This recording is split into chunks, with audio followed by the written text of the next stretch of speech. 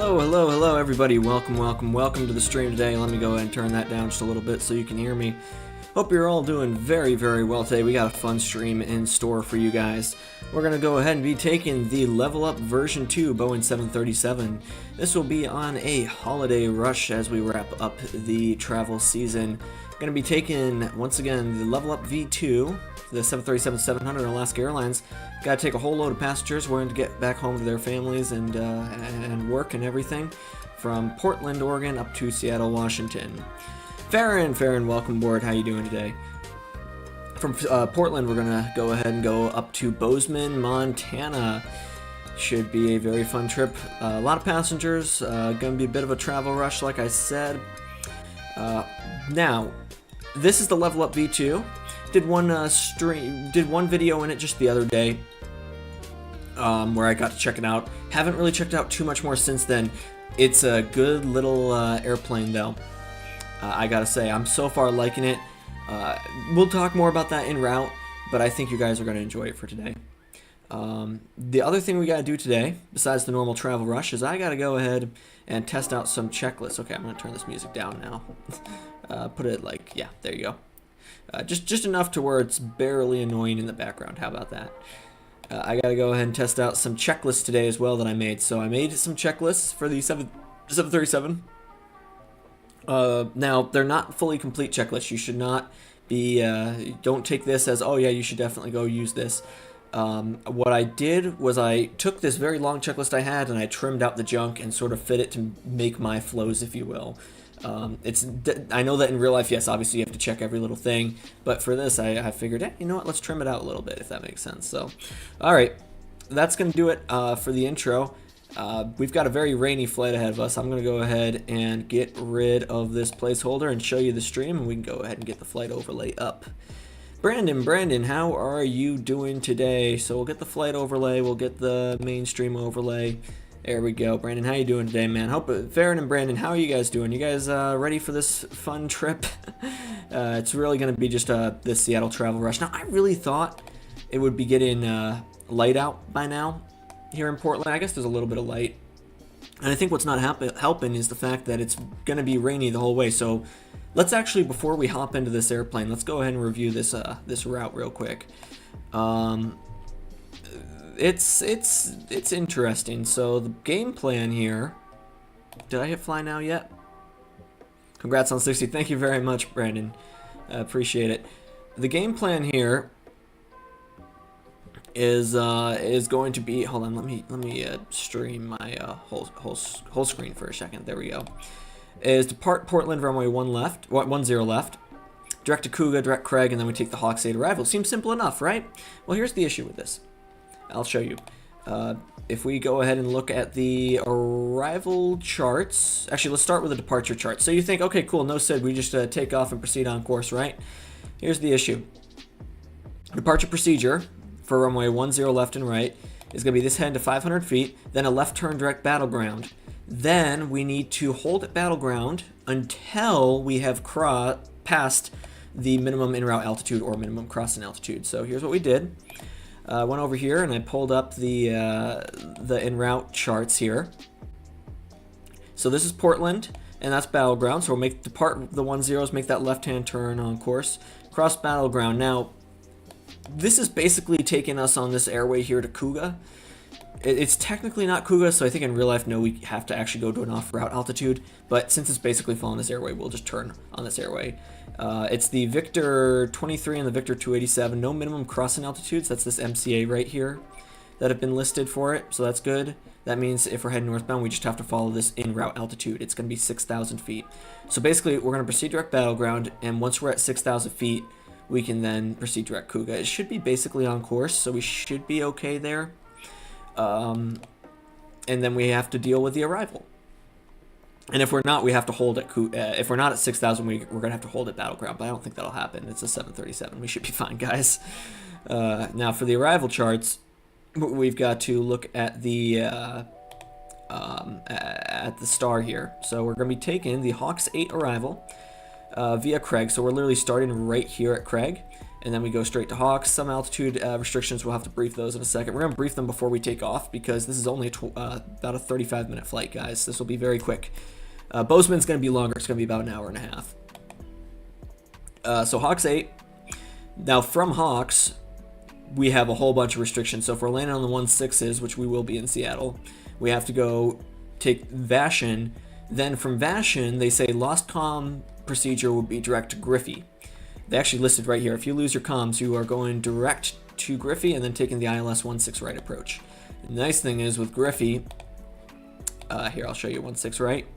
It literally is an initial approach fix. So we just have to verify these altitude restrictions are incorrectly, and then we can go from the star straight to Griffey and shoot the ILS. So like I said, very, very quick flight today. So yeah, I guess that's all for the briefing there. What else do we have to talk about? The weather. The weather's horrible. You know, big travel rush, and of course whenever you have a big travel rush, the weather just goes to absolute dog shit. So block fuel is going to be, we'll load at 10,000. How about that, guys? And what's our alternate? Our alternate, it says, will be Portland. Well, there you go. Alternate comes straight back. Sounds good enough. We're taking 10 left and 16 right today. We've got 149 people on board. 737-700 today. And 34.4 on the payload. Only 14,000 feet for the cruise altitude. Very, very quick here. And we'll be... what else do we have here? Let's scroll down a little bit. I want to show you the weather, really. Let's see, so the weather is going to be that, take a look at this, guys. We got light rain, few clouds at 800 feet, broken to 3,100. Rain began 42 minutes after the hour. Peak winds 28 knots. It's basically kind of preferring, it's actually kind of preferring 2.8. Winds are out of 210. But let's double check that because I got this dispatch report about 20 minutes ago. So we'll double check that when we get on board, see if we want to take 2.8 or 10. If we have to take 2.8, we'll just have to double check that departure procedure. Seattle, I think it's pretty clear. Winds are out of the south today. Rain showers, 2,000 foot ceilings, scatter 28, overcast 39. So actually the ceilings are a little bit higher. And look at this, altimeter 2937. That's a very low altimeter setting. So that I don't think this rain's going away anytime soon. And the NOTAMs, we're not even going to read that. I'm just going to skip down to the bottom here. There we go. I've got tailwind. That'll keep the flight quick, right, guys? All right. Now let's go ahead and hop on board. Now I do have to warn you guys. Unfortunately, I am rather sick today. I have been for the last few days. So I am going to sound a little bit miserable. I apologize. I'm going to try my best to make this stream as entertaining as possible. I thought about not streaming, but I'm like, no, I want to try to keep this going. I'm not like dying. I just feel like crap. So we're going to do our best, though. We're only doing 2 legs. It should be over in like an hour and a bit. Oh, my fucking settings are... Sorry, I need to stop swearing. My settings are going down again. It means that my settings are too high and I'm running out of GPU space there. So basically my graphics card is having a hard time rendering everything, which is why the textures are becoming fuzzy. Oh well. Oh well. So we're going to hop on board and I'm going to start following this checklist that I've devised for myself. Oh, and I should probably go ahead and cut the music off. Here, we'll cut this off real quick. Music cut, background jazz on, and the sim volume comes on. Beautiful. All right, great. So we're gonna test out this this checklist I devised for myself and see how well it flows.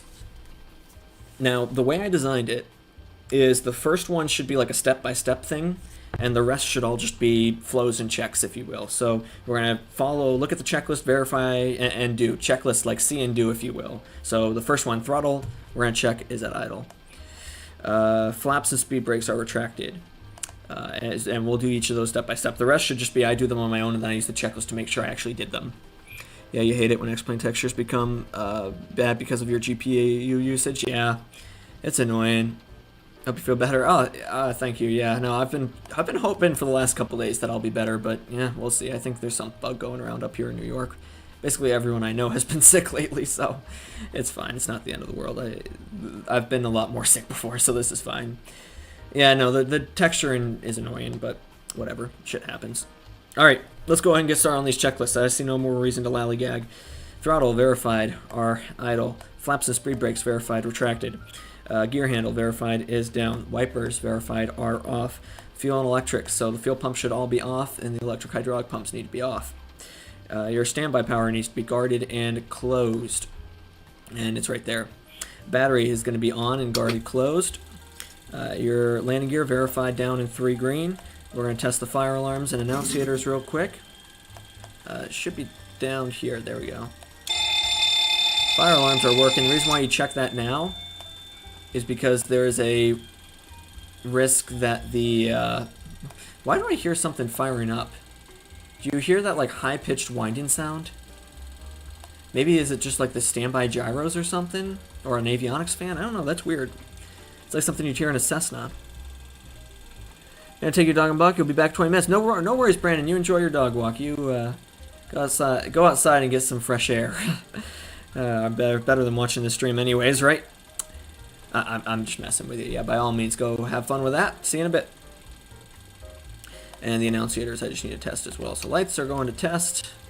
Looking up here, making sure they're all on, and looks like they are all on and lit up. Set that back to bright. And the GPU is going to be connected. Alright, GPU connected. We're going to verify good source from that electrical right there.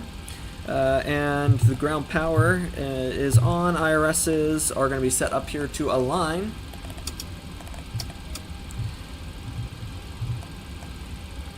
And the window anti-ice is coming on. And the emergency exit lights are going to be guarded and closed. And the exterior lights, we're going to turn the logo light on and position lights on. That should be all. Alright, there you go. Electrical power up checklist is completed. Let's go ahead down here and start to put the flight plan in. So first I'm going to get my fuel weight and balance set up. Again, I need to switch it off of kilograms. I keep forgetting to do that. So let's see. It should be general config. Pounds. There we go. If we were in Europe, kilograms would be fine, but all my Simbrief stuff is set to pounds. So, all right, and again, we're looking at 10,000 for the fuel, and it'll be about 34.4 on the payload. 34,400. And there go my textures again. I don't know what's going on there. And then a 10,000 on the payload. Yeah. Yeah, I know anyone who's a European in chat is laughing at me for switching over to pounds. I don't want to hear it. I'm just kidding. All right, calling the fuel truck. Great. And that should... So now we're getting fuel on board. We'll go ahead and, you know what, let's go ahead and fire up... I'm going to get my route in first, then we'll fire up the APU. Let's get some lights on in here, too. A little bit of background flood is what I like to do. There we go. Now we'll go down here and verify our position. Oh, shit. I never set a view up for my FMS. Should just be a control 0, and now we're good to go. Great. So now I have this view for the FMS. Position in it, we're going KPDX for our departure today. There we go. And our routing is going to be from Portland direct to Seattle. Very quick flight today. And did I hit fly now on Sim Toolkit Pro? Yes, I did. There were flight 499, Alaska 499 today. There we go. Departure and arrival. Departure Portland. Let's go ahead and double check the weather and see, because Simbrief wants me to take the 10s. Latest winds I saw were preferring the 128s. So yeah, METAR Portland is a 210 at 8 knots right now, as of about 15 minutes ago.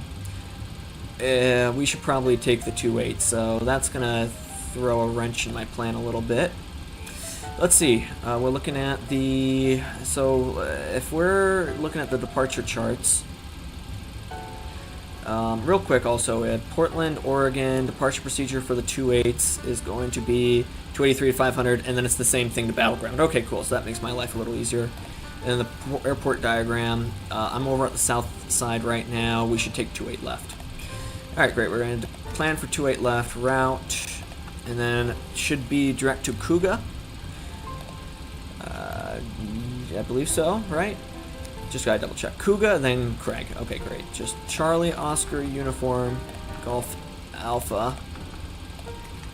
Activate. And then the departure and arrival page. The arrival Seattle. It's gonna be the Hawks 8 via Craig. And then from Craig, we're taking the ILS to 16 right. If it'll let me. There we go. ILS 16 right. Via Griffey. Execute, boom, that's all in. Awesome, that's good. Let's, did I say execute? No, apparently I didn't. Alright. Kuga, direct Craig, and then I just need to make sure all these points are in. So here, I'll go ahead and share my whole screen again so you guys can see what I'm looking at. Okay, what are we looking at here? We've got, sorry, I'm on the wrong thing. Sorry, arrival charts, that would help. Gee, Star, Hawks 8. So Craig, no altitude restrictions. Hawks 12,000 or above, 270 on the speed, which is already in. Then we have to look at the next page here. We've got Pikes, lined then Pikes. Pikes is going to be that 250, 12, and 15. And Coffee is going to be no altitude restrictions, but then Breve 10 to 11, 250. Yep, we agree on that. Nets 8,000 or above, 230 on the speed. Quest 7,000. And then Vashon for 6,000. And we'll review the arrival the star when we get there. The instrument approach when we get there. Awesome possum. Let's go ahead and see. Is our fuel on board? We're looking for 10,000, so about 5,000 side. Looks like that's on board. I'm going to fire up the APU now. There we go. Get one fuel pump on so that we can start the boarding process. Oh, shoot. I forgot to hit start ground service. That's fine. We'll just do that for a minute. Let the APU fire itself up. And I can go down here and get our perf. So route. I need to go into... Why can't I find my perf anymore? Am I losing it, guys? There it is. And it's going to be 0.2 on reserves. And let's get cost index and the cruising... let's see, it should be cost index and the cruising win. So 58, 219 at 34. So 58 and then 219 at 54. You can hear the APU firing up in the background. And then cruising altitude will be 14,000 today. Top of climb outside air temp. This is where I have to do the Fahrenheit to Celsius conversion because it doesn't take it in Celsius for some stupid reason. So top of climb is a minus 19 Celsius to Fahrenheit. So minus 19 Celsius is going to give you a minus 2 Fahrenheit. So there you go. That's it. Really not that cold out. Definitely a temperature inversion. Although it's weird, you'd think that a low pressure wouldn't really give you much of an inversion, but okay, whatever. We'll go max climb out, why not? No reason not to. Flaps 5, and the CG is going to be, let's see, fuel, payload, takeoff center of gravity is at a 22.8, so not very much today at all. And a 575 on the trim. Let's go ahead and retrim that out. There you go, 575 set. Beautiful. And we got V1 of 123, 126, and a 134. So to set this up, top altitude, I'll just set it to 10,000 initial. That's kind of my default there. Initial, let's see, 126, 134, and I like to add 10 to that, so it'll be a 154. And it'll be, let's double check that departure procedure just one last time here. Departure charts, takeoff mins are going to be... sorry, not takeoff mins over here, Portland, Oregon. For the 2.8s, we're looking at 283 to 500, then that turn on course. So 283 up to 500. Beautiful. Awesome. APU generators are going to come online now. And we'll go ahead and get the recirc fans are already on. Again, I'm just got to look up here for a second. APU bleed, isolation valve open, packs going back to auto. And while we're up here, yaw damper on. Cruising altitude will be 14,000. And the landing elevation is going to be arrival charts on the instrument approach. Where's our landing elevation? There it is, 430. So I'll go ahead and set that up, 430 right there. We'll make it 450. All right, great. That's all set up. Let's go ahead and start the boarding process now that we have the APU on. Verify that the APU gen's actually on. Yep, good. And then I can go to ground services. Disconnect the power cart. And let's go ahead and stop the ground services and start that flight leg. While we're at it, I can go ahead and add the cart. And that should begin loading up our people. If you go outside, you can kind of see.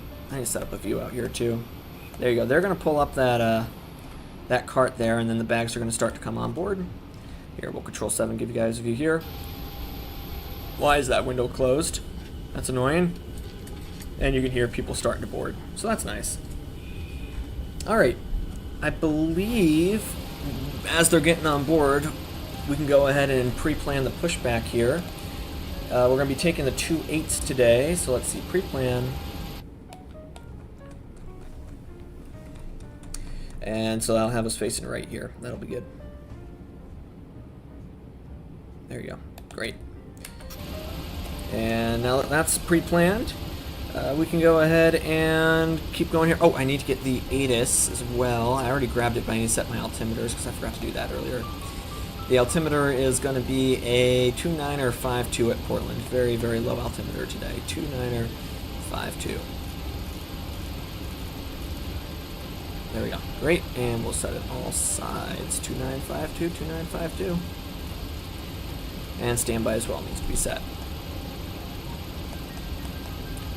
Come on, there you go. 2952. Alright, let's continue with this checklist now. I believe I got everything on board now. And they're doing an announcement too for you guys to listen to. Yep, I think we should be good to keep going here. So, oh, I need to step through my flight plan. That's the one thing I forgot here. I'm kind of glancing through my checklist before I actually formally go through it. Yep, there we go. I can already tell that's good enough. We already verified the altitude restrictions are in, so we're good there. All right, let's go ahead and keep going. Preliminary. The flight plan has been reviewed. Flight plan has not been filed. We're offline today. ATIS is obtained. Altimeters are set. Winds are up at 210 at 8 knots. Fuel and payload. Fuel verified is on board. Payload is on board. Takeoff and land performance. I'm going to skip that for today because I'm not concerned about that. I know in real life we have to anyways. I'm just being lazy here.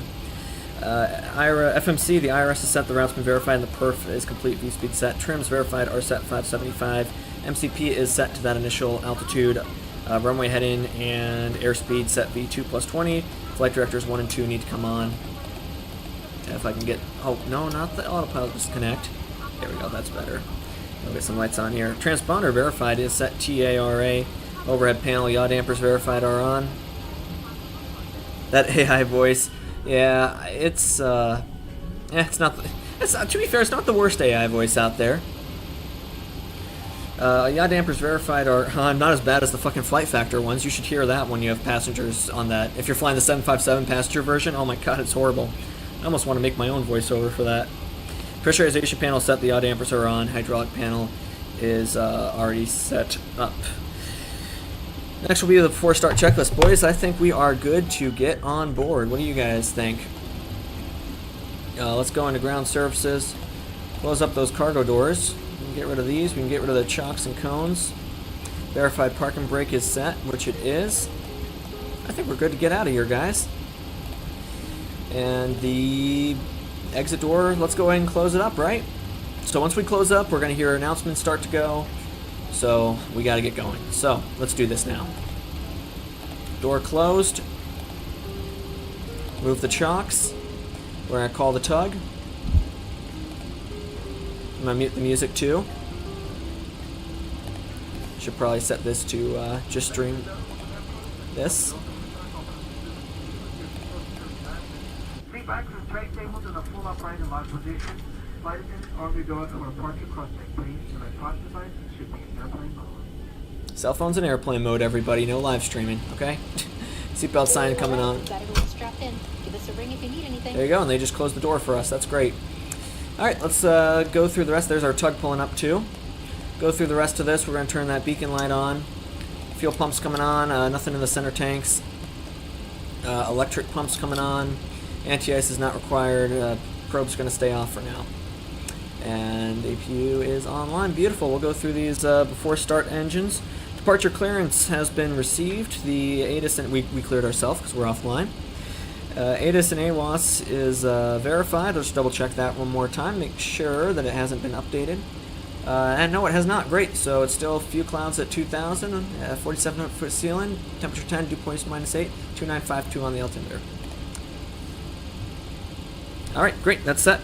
And the APU power is established, and the APU bleed is on. And the isolation valve verified is open. Fuel pumps verified are on.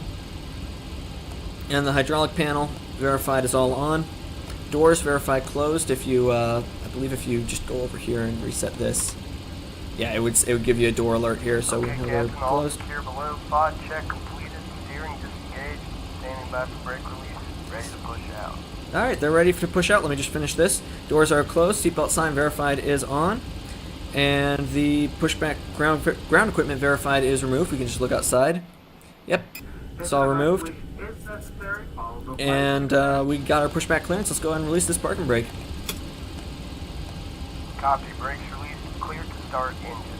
Alright, beacon verified is on. Lower display is going to be set on the engines. Chrono, now that we're starting both engines, is going to go ahead and be turned on. So started, I should say. Did I not disconnect? I never disconnect the jet. I don't want to hear it. Don't want to hear it. Alright. I would laugh if it didn't hurt my throat right now. Alright, the chrono is being started. Pack's coming off. Right, ignition, and open that starter valve. We got good N2 rotation. Love the rain effects on this. So at 24%, we'll add fuel.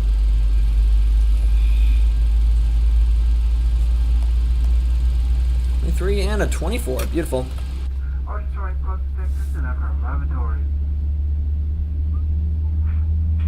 Aviation regulation require passenger compliance and that is passenger signs. Posted flight cards are most important. Trying to shut up so you can listen to this. Just waiting for that start valve to cut off. There we go. Start valve is confirmed cut off. EGT is settling down now at 500. And that's a good start on number 2. Let's fire up number 1. Open up that start valve again. Mask over your nose and mouth and breathe normally. Secure the mask with your license strap. See the fan blades. Continue wearing the mask until otherwise notified by a crew member that you are traveling. And again, once we hit that 24%, we can add power. Or add fuel, I mean. Don't add power, please. AR-24. Over your nose and mouth. We're here for your safety comfort. Please report any conflict behavior to a flight attendant. Welcome aboard. Welcome aboard, everybody.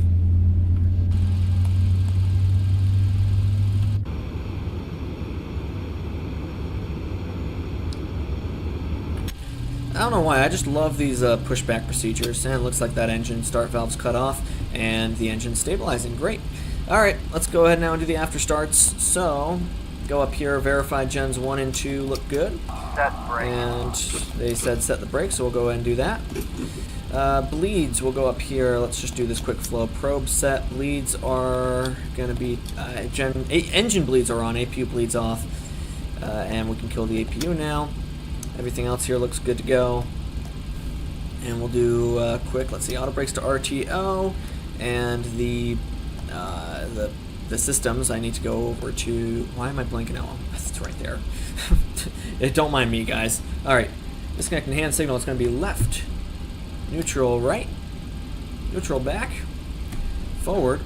It's going to be a left rudder, right rudder. And we're going to do a full box here. And that's good to go. Alright, quick check after start checklist. Gen sources have been verified. Bus ties are closed. Anti-ice is not required for the time being, but the probe heat's on. Okay, sir. Area is being cleared. Disconnecting the interphone. Alright, they're clearing us now. Isolation valves, auto packs 1 and 2 verified are on. That's why you do this checklist, because I forgot to do that. APU is off. Auto brake set to RTO. The engine switches to continuous. Flaps need to be set for takeoff, and the flight controls have been checked. Lower display unit is off, and lights are all going to come on now. Beautiful. Brandon, welcome back. Welcome back. We got our clear signal, and we just need to go ahead and get ourselves a 2.8. Someone just subscribed. Is that what that sound was? Because I don't think that's in the thing. If someone subscribed, thank you very much. I should see it on my screen in a second, and I can give you a little shout out. There it is. Oh, no, that wasn't it. Alright, whatever. Departure charts, airport diagram. Oh, someone did, and I can't even read their name on the thing. I would need to look. Hold on one second. I gotta give you a proper shout out here. Get 1 second. Stand by, everybody. Jesus Christ is King has subscribed. Thank you, Jesus, for subscribing. Much appreciated it. Much appreciate it.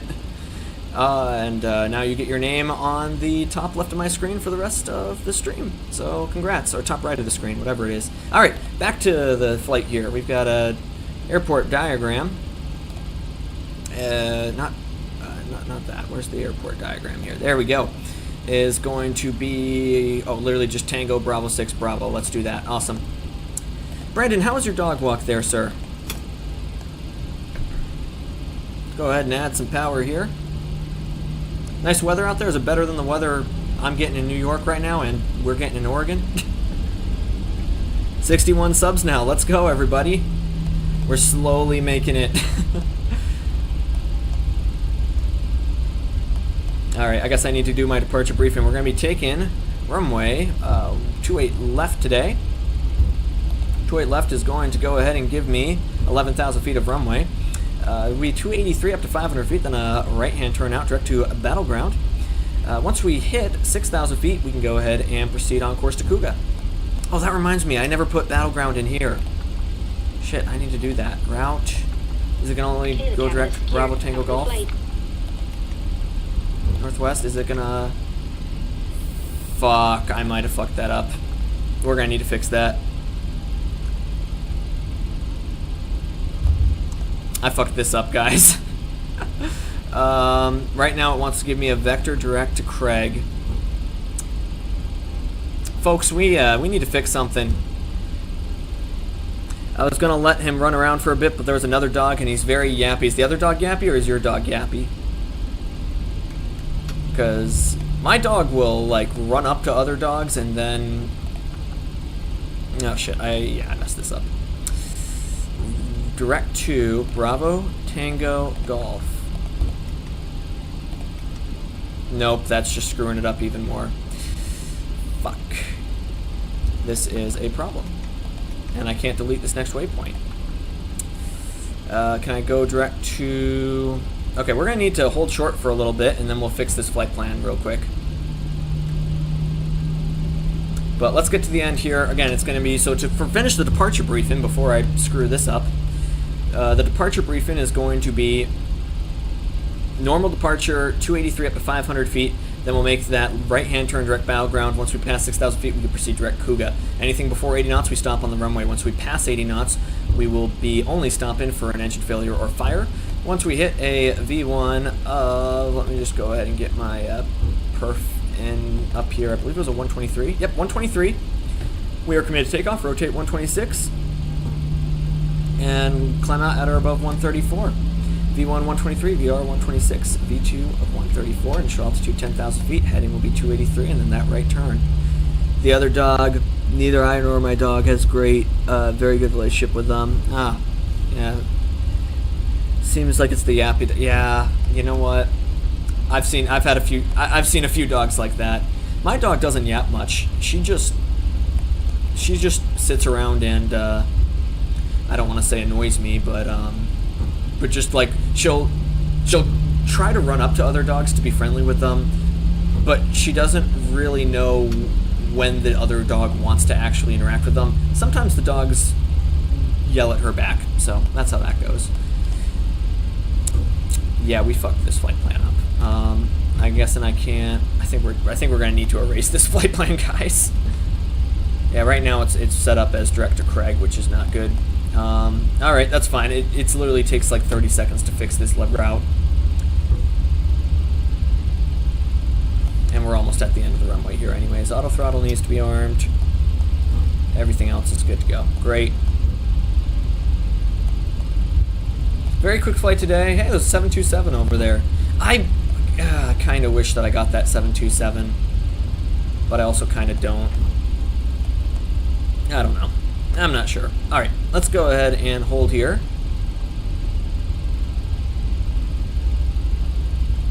Slow and down for 28 left. Set. Beautiful. You have to. You got all the time in the world. Don't worry about it. This will take literally 30 seconds here. Maybe a minute. Sorry, I lied, guys. Route. Let's see if I hit legs. No, init ref, index, ident, position, route. Alright, here's how we're going to do this. We're going to do KPDX to KSEA. So we're going to just redo this. Execute, departure, departing Portland off of runway 28 left. Yeah, we're taking 28 left. No departure procedure. Execute, direct battleground, Bravo Tango Golf. Direct northwest, direct Cougar, Charlie, Oscar, Uniform, Golf, Alpha. This is why you do a good departure briefing, because I caught myself there before I fucked up.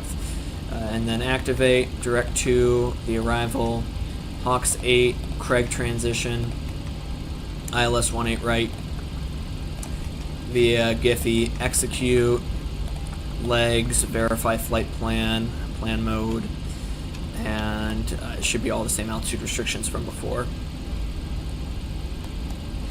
Craig, execute, and if I just start stepping through this, there we go, Craig, Hawks, there's 12,000 or above for Hawks, and we've got all the other altitude restrictions in here too, it looks like, so that's good, and there's Griffey. Alright, cool. That's enough of that. We're ready for departure. Okay. Now that I'm done screwing that up, alright, I've got, oh shit, and I need to redo my, this too. Cruising 14,000 feet. Cruise winds have already been put in. I need to put in -2 for the top climb, outside air temperature, execute. Yep, full power for climb out, and 123, 126, 134, all still the same. Trim 575, great. Alright, that's all completed. Before takeoff checklist, departure briefing is complete. Flaps verified, set 5 for departure. Trim verified, 575 for takeoff. V-speeds verified are in 123, 126, and 134, and we'll be climbing out at a 154. Pax oh fuck, I just closed out of my checklist. Why did that happen? There it is. There it is. And takeoff clearances received, Pax verified are both on, and flight lights are all going to be set on. And flight control is free and correct. Let's get the hell out of here, guys. We've got good rain shower starting now too. Let's go ahead and turn the wipers on to low. How about that? Final is clear. The runway is clear. We're clear for takeoff. Let's get out of here. Burn and turn out of here.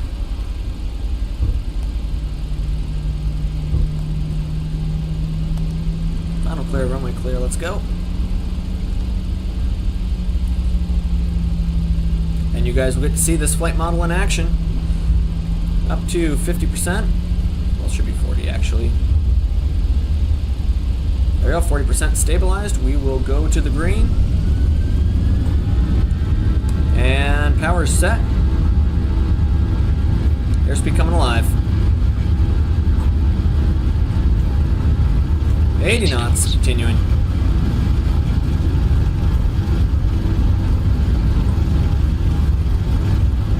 V1, rotate.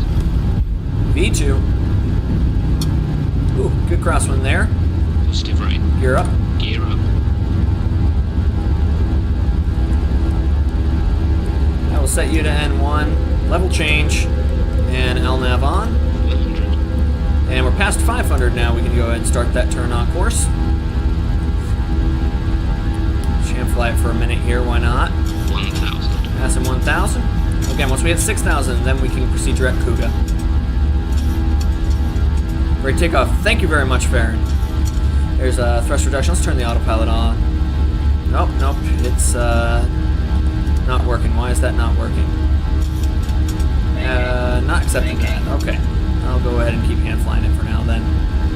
Maybe we need to be on course first and then I'll accept that. We'll set this heading now to an intercept. Heading select on. Beautiful. And now if I put LNAV on. Okay, that should work. Great. Autopilot's been fixed. We'll go ahead and start to increase the speed, work some flaps up. Speed up to a 230. And first notch coming up. Yeah, I think we just needed a good intercept there. Looking up here, taxi lights, runway lights coming off. Is your flight director on? Yeah, flight director's on. It would, because we got the purple bars there, and you can verify that right here. Alright, wing lights come in. Oh no, wing lights stay on for now, but the engine switches can come off. And we're going to start to work the rest of this on. Up. Auto brakes off. Gear to off. Checking the outside air temperature. Once that hits below +5, we got to turn that anti-ice on. And flaps all the way up now.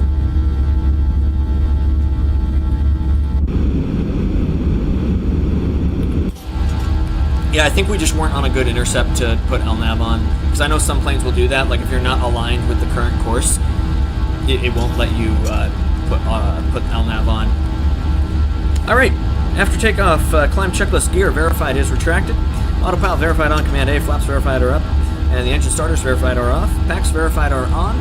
And the cabin pressure is checked. Just need to look up here. 3,000 foot cabin pressure, or no, cabin altitude is lower. This is just the differential pressure, so that's good. And we're past 6,000 now, by the way, so we can just proceed direct to Kuga. And that will follow. Great. Altitude up to 14,000. Set. And packs on, cabin pressure checked, lights verified, runway turn-offs, the taxi lights are off, auto brakes verified are set off. Climb checklist complete. Next we'll be passing 10,000 feet, which we will be in just 1 minute. We can go ahead and turn those wipers off now. And we are on our way to, where are we going today? Seattle, Washington.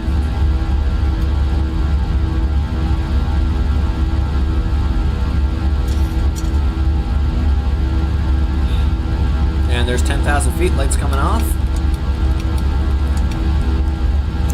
Lights coming off, and we can go ahead and chime the cabin. Okay, 10,000 feet, cabin pressure one more time, verified, looks good. Lights are set. MCP speed, set to 280, I should probably do that. Cabin signs are going to stay on for this flight, it's very short, and we've got a lot of rain showers along the way. Altimeters will be set upon passing we're not going to pass 18 today, so just want to get closer to Seattle, we'll set those. And we can listen to a cabin announcement in a second. You can barely hear them anyways. I'm going to go ahead now, and now that we're past 10,000, I'm going to turn the X-plane volume down. And we're going to go ahead and put the background music back on. And we'll put the lo-fi on for en route. Sound good, guys? Alright everybody, we are en route to Seattle this morning. We're looking at an ETA now of really shouldn't be that long. If you're looking for Vashon, we'll be at 1600, so literally in 16 minutes from now. And then we still have to shoot the approach lap, take another 10 minutes. It looks like, yeah, literally at fucking 1610 Zulu. We should be there, so that'll be great. Yeah, definitely gonna keep that seatbelt sign on for this flight. Oh shoot, I forgot to turn my anti-ice on. We need to do that for obvious reasons. We're at -1 right now. And you know what? Let's increase the speed to like a 3. I think actually it said to do a Mach 0.58. Let's do like 0.6 for now. Why not? All right, let's go ahead and start now that we're at cruise. Sorry, I gotta cough real quick, guys. I'm gonna mute my mic. Okay, sorry about that. Let's go ahead and start reviewing this this arrival procedure here. We're looking at a. If I pop up the, yeah, we'll just give you guys the whole spiel here. Arrival charts. I already verified that. We'll double check though that the star is in correctly in the Hawks 8. Craig and then Hawks 12,270 on the speed. What the fuck is my plane doing? Okay, it's on speed mode. That's good. We'll get the perf later. Hawks line 12,000. It says 12,000 or above, so we don't even need a star descent before Hawks. That's fine. And then for contents 2, we're looking at line, then 12,000 for pikes. 12 to 15 and 250 on the speed. Kofi, nothing. And then Brev will be 11 to 10. Oh, we're getting tossed around now. Oh boy, welcome to... This is why the seatbelt sign's staying on, everybody. And then nets at 230. at 8,000. I don't even know how I'd program this if I had to. And then it'll be Vashon 6,210 on the speed. And next will be, look, we're already over Kuga. Next is going to be the instrument approach, the ILS to 16 right. I'll go ahead and put all this in a second. I'm more curious about the Zekra FB Games. Hey, FB Games, welcome aboard. Yeah, it's a little bumpy here. We just hit a patch of rough air, but we're almost in Seattle, so don't worry. Griffey's going to be 6,210 on the speed, so basically the same thing we were doing at Vashon. And then, let's see, Griffey 6,000, 4,000 for SeaTac, 32 for Bugney. Finca will be that 1,900. And 16 right, minimums will be 615, and the field elevation there, or the touchdown elevation, is going to be a 470. All right, great. Let's keep going here. Yeah, maybe we don't want to push the speed today, given we're being tossed around. All right, we'll go ahead and keep going here. So the ILS is going to be on a 110.75. We're going to punch this all in right now. If I can, with this turbulence. Okay, 110.75. Nope, that's a 95. Oh, almost had it. 75. Great. All right, that's in. 110.75 is in. The approach course will be a 164. We'll set that both sides, if I can. Let's see, 164 set. FB Games is your little brother. Oh, no kidding. Well, welcome, Farron's brother. All right, it'll be a 164. Come on. Welcome. Glad to have the whole family here. Jeez, how are we supposed to do this? This is why you need like a panel in real life. All right, 164 set, and 164 for this as well. Okay, so I can do this, kind of. Come on, you got this. 164. Flying through a freaking hurricane over here, I guess. I mean, the altimeter is like 293 something in down in Seattle. He's also into aviation. Oh, no kidding. That's awesome. It's good to have people in the family who are into it. And the missed approach whip to 900, then the 195 heading to Seattle, across Seattle at or below 2,000. So initially 2,000, then up to 5,000 following the RNAV course. That's the game plan for today. All right, great.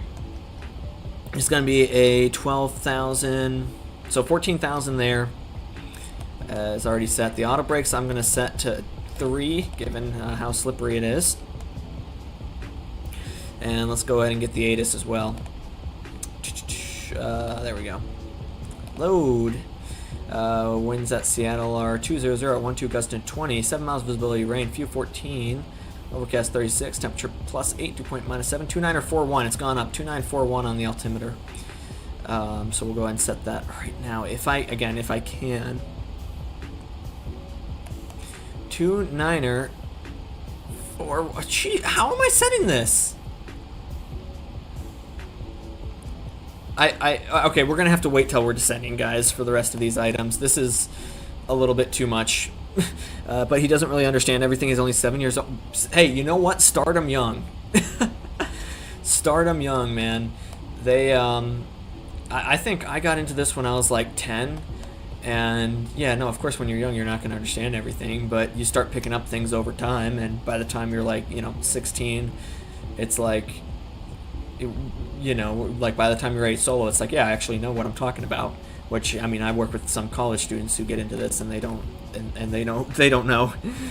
So, all right, cool. We can go ahead and try to set VNAV. If I can go 12,000, I'm just gonna set VNAV. I can't keep doing this. VNAV. Okay, great. VNAV's on. Plane's gonna fly itself. Awesome. Into here.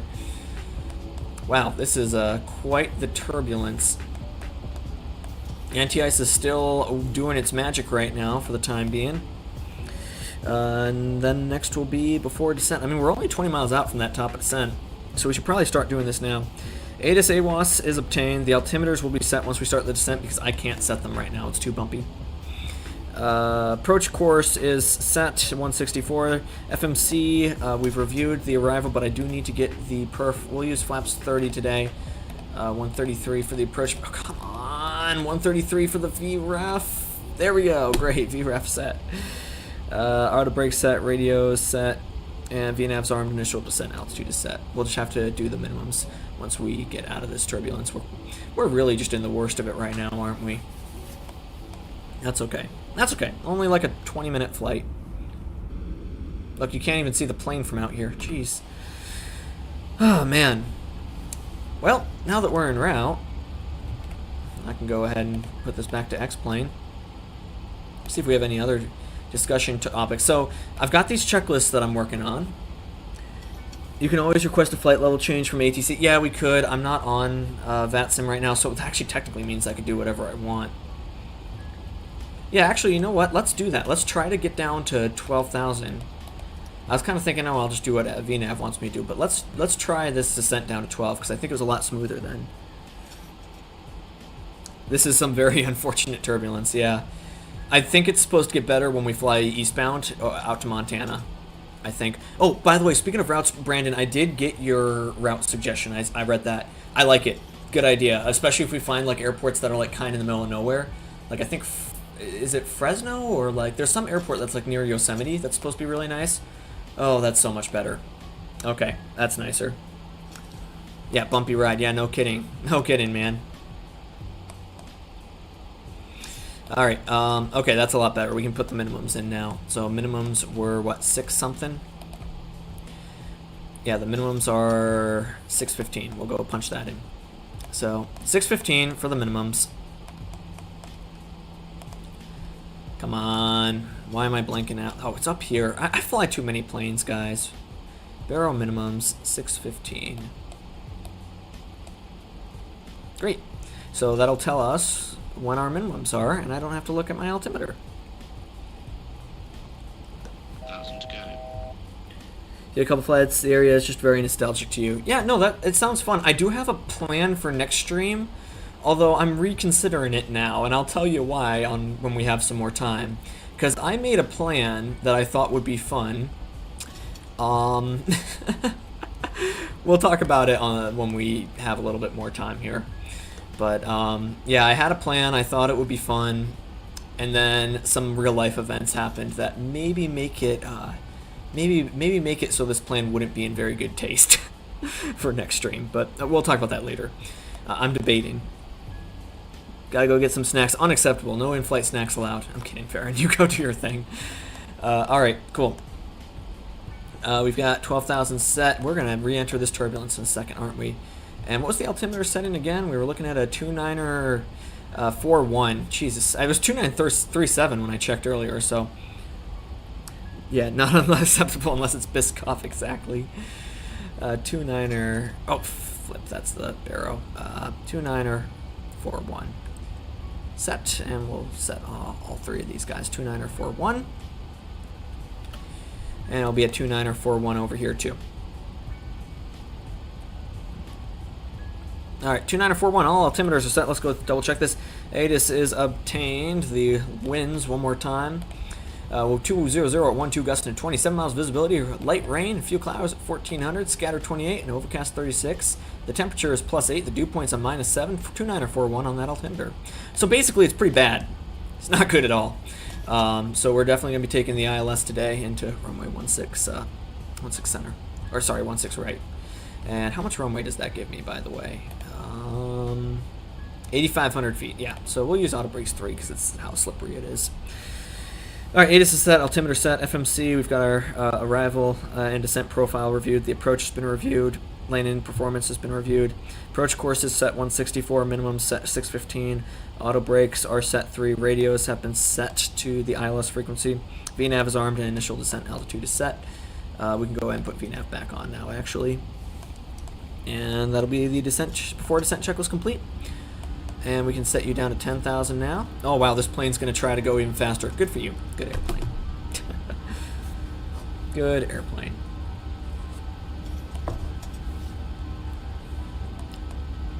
Yeah, it'll be 10,000 for that next point.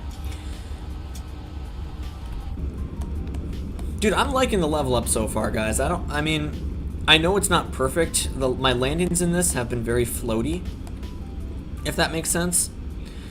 And to be honest with you guys, I've done a few more flights in this, and if I hold VREF on final, at least in the 800, it floats every single time. And I've tried taking the power out sooner; it's still floating. So again, could just be a skill issue, but I don't know. It might just be a flight model thing.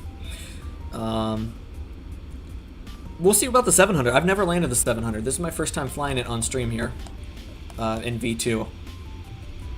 So I'm curious how this is going to go. Could go really bad, could go okay. We'll see. I'm hoping it goes okay. That'll be very embarrassing if I completely botch this on stream.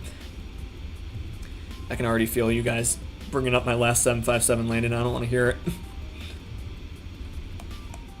But I'm liking this plane so far. It's nice. It's very similar to version 1, if that makes sense. I mean, the systems, everything up here works the same, FMC works the same, this works the same, but you have the PA sound effects that were in Zebo, and the modeling has just been upgraded. Farron, welcome back, welcome back, welcome back. How are your snacks? Quest. I see K West and I think Kanye West. That would be kind of funny. Well, we can get down to 8,000 or above now, which means we're about to pass 10,000 feet. Landing lights coming on. You guys going to continuous. Wind lights coming on. Great. All right, 10,000 feet. We need to do the approach briefing, and speed's going down to 240. Great. All right, approach briefing. We are taking the ILS to runway 16 right, 110.75 on the frequency, 164 on the approach course, and we'll have 8,500 feet of runway ahead of us. Here's an interesting note. Simultaneous approaches are authorized, and if that's in use, you will require the use of vertical guidance, and you have to maintain last assigned altitude until established on the glide, so we can't do any step downs. This approach will be up to 900 feet. Then we'll go to a heading of 195, intercept some radial. We'll put the GPS on at that point, but we have to be at or below 2,000, then up to 5,000 when we when we cross this radial from SeaTac. So hopefully the FMC is going to do that for us. That'll be very nice, very nice of it. All right, ATIS is obtained.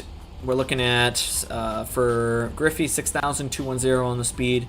And then CLAC 4,000, 32 for Bugney, 19 for Finca, 615 for the ILS minimums. If we don't have the glide slope localizer, will be 800. And again, up to 900 feet. And then we'll turn heading 195, cross this radial of SeaTac at or below 2,000. We should probably put that radial of SeaTac in. So SeaTac is on 16.8. 16.8 in. And 16.8.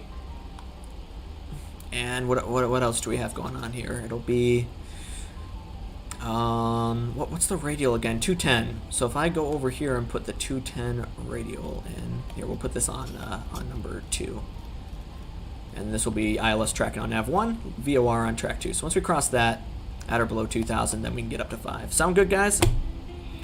Okay, we are. Is this thing gonna descend or no? I guess they're just 7,000 or above restrictions, right? For the star, Hawks 8. Oh, I'm looking at the wrong thing. Come on. Hawks 8 is showing. Yeah, they're just at or above, so this thing can descend whenever it wants. Technically, yeah. It says we'll start at Griffey. Top of descent down to from 6,000. That doesn't make sense. Oh, it says we're way above it. Yeah, we missed an altitude there. Oh well. Vertical speed down to start to 8,000 till we're below. All right, cool. 1,500 foot per minute descent. And 10,000 feet checklist. Approach briefing is complete. The ATIS has been reviewed. The altimeters are set 29 or 41, and lights are all coming on. Is there another page to this? Yep, there is. Seatbelt sign verified is on, and the engine starters are going to continuous. 10,000 foot checklist is complete, and anti-ice is going to stay on until we get a little into warmer conditions. Great. Oh, and let's go ahead and put Director Griffey in next. Execute. Oh, we can get down to 6 actually now. What am I talking about? So I want to be 6,000 at Griffey. Okay, this will work out well for me. And if, yeah, engines are at idle, speed's kind of trying to creep up. So we're speed check below 250. We're going to work the first notch in. First notch flaps coming in. That'll help slow us down. I know some would say this is too early, but I've noticed this plane's very slippery. So if I try to hold like 240, no flaps all the way to the initial approach fix, I'm just going to blow right past that point. So that's not good. Passing 10,000 feet, I'm gonna go ahead and mute the music and turn the sim volume back up to. We'll make it like a 75%. All right, we'll go flaps to 2 now. See how this works out for us. Look at the condensation. Something I love about the X-plane models is the condensation here. There's passing 10,000. Everything looks good. And we're speed safely below 240. Cool. And I guess this needs to be 210 for Griffey. So, alright, fine. I'll slow it down. I don't want to slow it down, but whatever. And we're using, what's that VREF again? It was 133, so we'll bug like a, well, isn't it gusting to 20? I need to double check this. Winds are, oh, it's only 10 knots, they say. 29 or 44, oh, the altimeter's changed. It's now 29 or 44, 160 at 10 knots, okay. So 29 or 44 on the altimeter. Sorry I haven't been very interactive with you guys this stream. Very quick flight we have. 2944 set, cross-checked. And it's going to be a... yeah, it says the rain ended, so that's nice. And 160 at 10. So we'll just use 133 and bug +5, so we'll make it a 138. Alright, I'm going to go flaps 5 now. If I can maybe set a view up. Let you guys watch that. Great.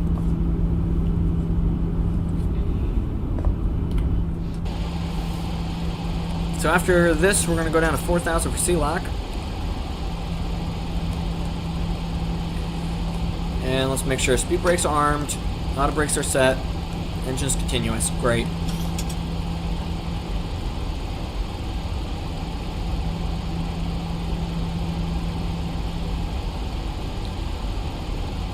About to hit that 6,000 now is the goal, and then we'll level off there briefly and then start a descent down to 4 for C-Lock. In fact, I might even reduce this slightly. That'll help lead off the speed too. So we've got the 5 notches in. Next will be flaps 10. We have to be at or below 210 for that. So actually, you know what? Let's start to slow this down even more to like a 180 so that we can make this turn. There we go. It's going to start to lead this turn now.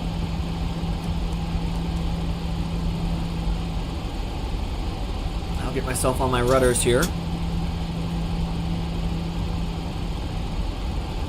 And once this passes Griffey, we can go ahead and set you to 4. There we go, turning on course now, good. And come on, just cross over.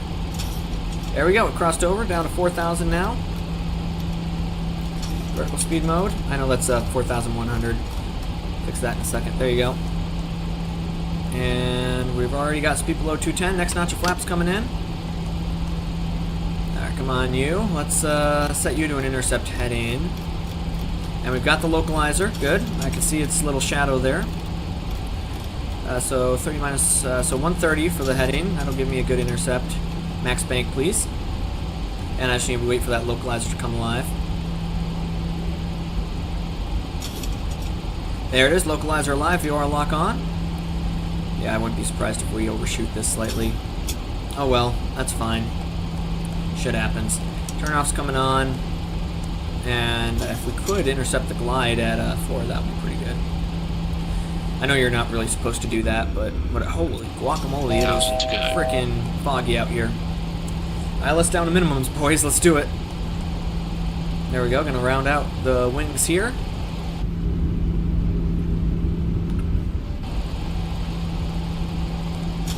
Alright, and this will help us bleed off some speed too, as well, so that'll be good. Gear extension speed, I believe, is like, what, a 270? Yeah, something like that. Yeah, extension speed is 270, holy guacamole. Alright, let's do this. I got land in sight, but that doesn't really help me too much. And we need to put some wipers on.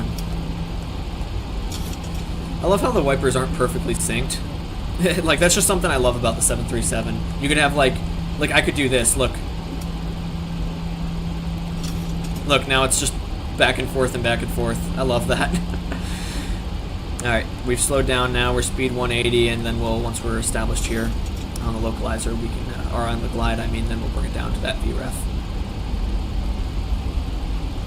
So we're on the ILS, or on the localizer now for 1.6 right. Hopefully we'll be on the ILS in a second.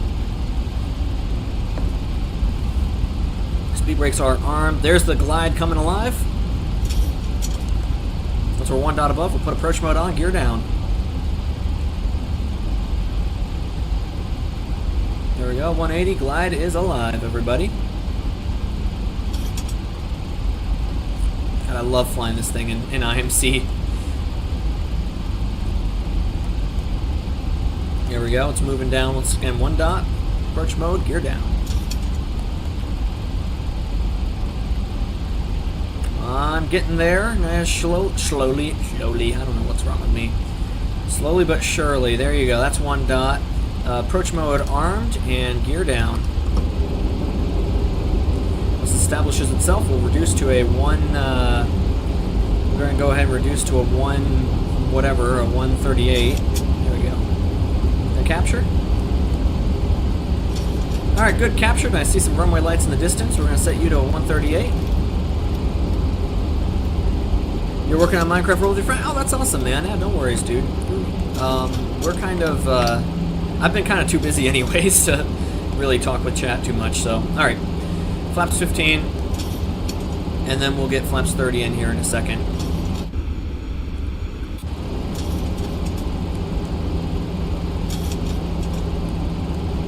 Let's approach up to 2,000 feet initially, and then once we pass that radial, we can go ahead, and 195 on the heading as well. Next notch coming in. Oh, let me see this hopefully grease landing. Yeah, we'll see. I don't want to get anyone's hopes up. Flaps 30 set, past the final approach fix. 4-lane checklist, gear down 3 green. Flaps verified set, spoilers are armed. Autopilot set for the mist. And landing lights are on, turn-offs are on. Landing clearance is obtained. And that's the landing checklist complete. Alright, let's watch this landing, everybody. Nice stable approach so far. Liking it. I do have scenery, by the way, for Seattle. It's X-Plane 12 scenery. Or, I mean, X-Plane 11 scenery, so it's not going to be perfect. You'll notice the lights are, like, purple at night. I don't know why. Good, stable approach.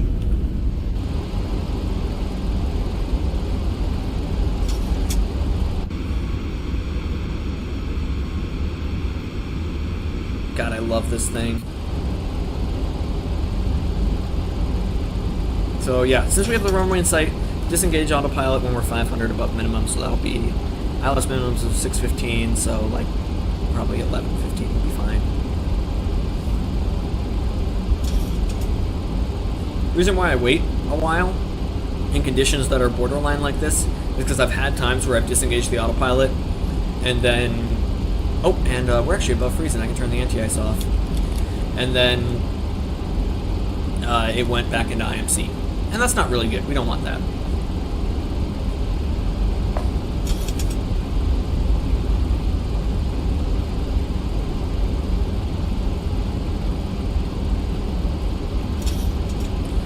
Pass in Finca now.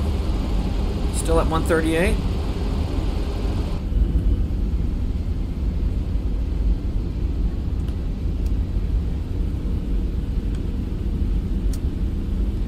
Soak in the views, everybody. Literally soak because of how rainy it is.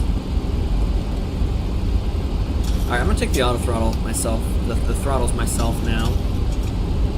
Try to start to reduce it to just VREF here. 1700. Again, once we're at 11, I'm going to go ahead and take it myself.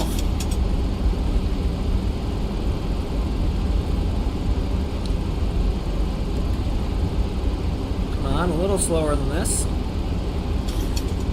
Remember, as this thing speeds up, it's gonna have to put its nose down to catch the glide slope on autopilot. So it's just gonna get worse and worse if you let it get out of hand on you. Laser beat stabilized, missed approach altitude set. Yep, sounds good. Watch that VREF. A little gusty here. There's 1200.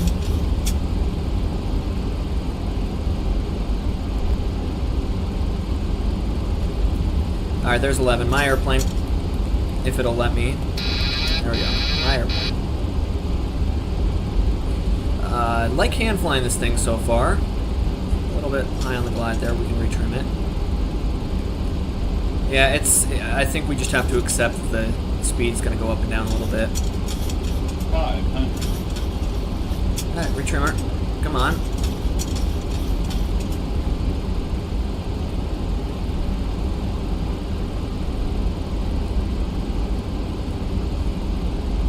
A little bit of power. We're a little bit low here. Okay, come on. Approaching minimums. Love how elevated this is. 200. Alright. Little low, little low. Minimums. There you go. Landing. 100. Now let's try taking the power out. Oh, wow. We got quite the drop 40, there. 30. 20. Alright, power out. 10. And hold this off, hold this off, hold this off. Still floating, dude. What the hell? Alright. Yeah, not the best, but alright. Verser's coming out. Not the best, but not the worst. And we can take this next high speed. Alright, Verser's coming out. Ooh, man, the nose wheel on this thing. Alright, Verser's out. Give us some power, take this high speed. Alright, cool. Speed brakes are out. And we're gonna work the flaps up. And slow her down a little bit more. Flight director's coming off. Oh, I need to slow down a little more than I am right now. Brakes, brakes, brakes. Oh, wow, it's slippery, more slippery than I thought. Okay. Come on, slow it down, slow it down. I should have not taken the thing off like that, but okay. Sorry, I'll read chat in a second. I know you guys are probably grilling me right now, but okay. Okay. Yeah, geez, that was intense. That looks like it. Let's stop here and review everything. All right. Park brake set. Wow, okay, I took that high speed thinking it would be fine, and it was more slippery than I thought. All right, let's read this. Just a little bit floaty indeed. Still, don't be afraid to slam it more. Maybe they changed the physics, that's why you float. Yeah, no, I know. I'd rather have a bit of a slam than a greaser that's way out of the touchdown zone. I agree with you on that. Exactly, yeah. No, I agree. But, dude, I'm telling you, this thing floats like hell. I just need to get used to it, I guess. It's just weird. All right. Okay, after landing checks, flaps verified are retracted, speed brakes verified are up, and the minimums are going to be reset. And the what else do we have going on here? Flight directors verified both off, MCP speed set, and we need to fire up that APU. And I just need to get my instructions out of here because I got a little disoriented there. Why am I getting a message right now? Oh, why is Oh, I'm getting messages from people at the airport. Josh's Aviation, your throttles are at 40% N1. Fun. Oh, yeah. Yeah. Thanks, Joshers. I didn't even. That would explain it. Thanks. Wow. Okay. Thanks. All right. Moving on from that. That would explain the difficulty break in there. Alright, I just need to review the taxi diagram now. Acting like that never happened. Hey, look, 157 on the landing rate, as if it wasn't float as hell. Alright, field diagram. We're going to be now... oh, it looks like any of these taxiways should work. Is this taxiway November in front of me? Yeah, we can take November into parking. Great, let's get out of here, guys. Well, there we go. We'll keep going. Yeah, I must have just blanked out there. Oh well.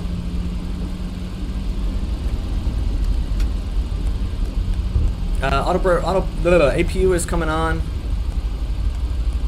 Left is clear, the right is clear, and we're cleared to cross. Great, let's keep going. And everybody, just to let you know, we are continuing this trip today. We're going to be going to Bozeman, Montana after this. So this is not the end of the stream. Feel free, by all means, to stick around if you'd like. And once we're across this runway, we'll get these lights off.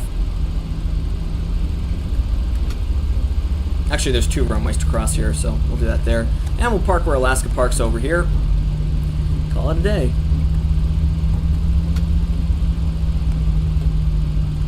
We can turn the wipers off too. It's not raining anymore. All right, APU gen's coming on. Bleed's coming on. Alright, great. That's going to be that complete. And isolation valve is open. Cool. Left is clear, right's clear. We are clear to cross.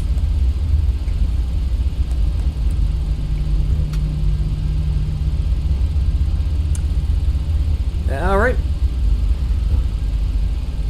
Oh, hold on. I'll read your message, Josh, in a second here. Turn these igniters off, too. And the textures are going to shit again. That's great. Alright. And I believe Alaska's going to be back here. I believe. Yeah, there's Alaska over there. Cool. Let's see. What you guys are saying here. Lights need to come off.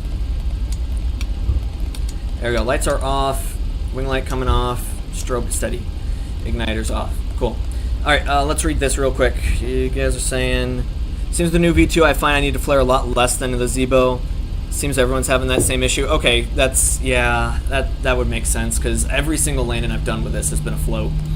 And I was starting to be like, damn, why can't I land this thing? But that would probably do it.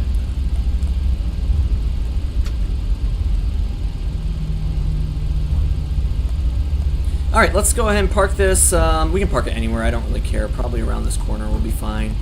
And then we'll punch in this next route to Bozeman.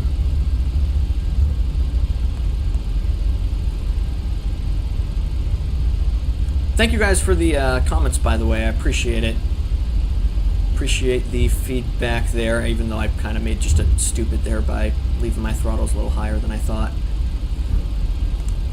But that's fine. It happens. Alright.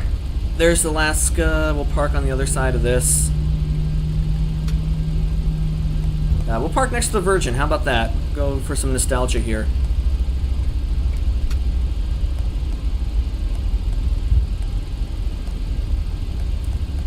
So we'll put ourselves next to Virgin America, and we'll set up this next flight. Should be a nice quick turnaround. Taxi lights. I have to turn the taxi light on. Turnout's coming off though, so we don't blind the lineman. Slow it down, slow it down. Come on, and beautiful. Go ahead and get lined up right here.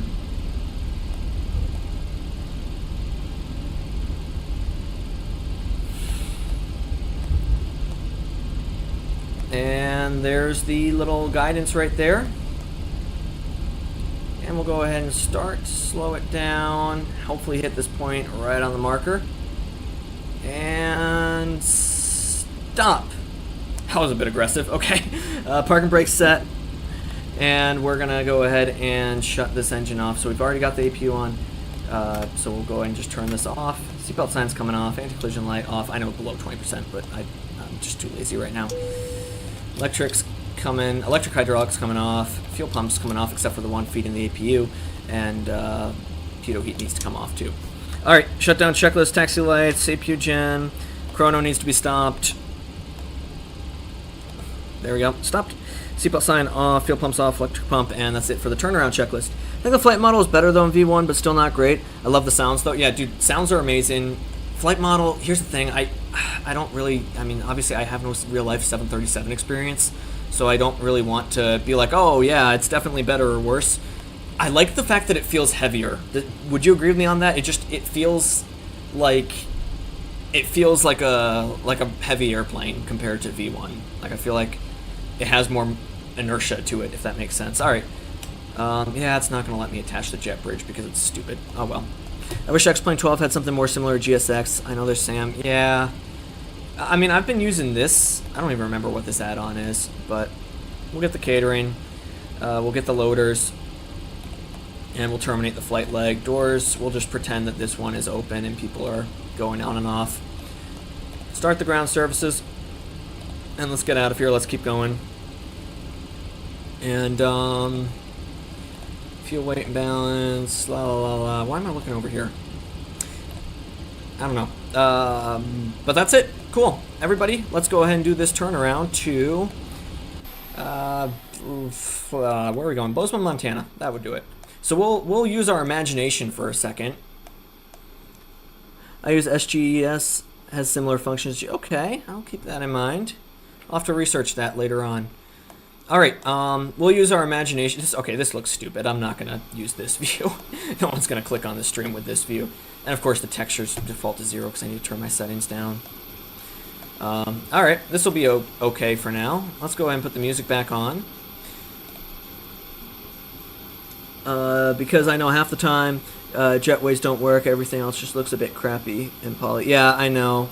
The I'm really hoping the settings stop freaking out. Because here's the issue. Some days it works great. And yeah, it's giving me the alert. I don't have enough VRAM to meet my texture settings. I'll try turning things down. And then it's like, oh no, this is working fine. I'll turn it back up. It's fine. And then I start streaming and it does this. So yeah, I'll have to play with that sometime soon. All right, let's go ahead and pull up our next flight. So flight summary completed. Okie dokie. And plan a flight we're going from. It'll be, oh, not flight. I can go into, oh, I should probably share my whole screen so you guys can see what I'm doing here. You have the same issues with the graphics and it's really annoying. I guess I've accepted at this point. It's just, it's weird. I want to figure it out one day. Alright, so now that you guys can actually see what I'm doing for once. My schedule, we're going to Bozeman, Montana. Time off, 16:52. Yeah, we should be off by then. And generate the flight plan.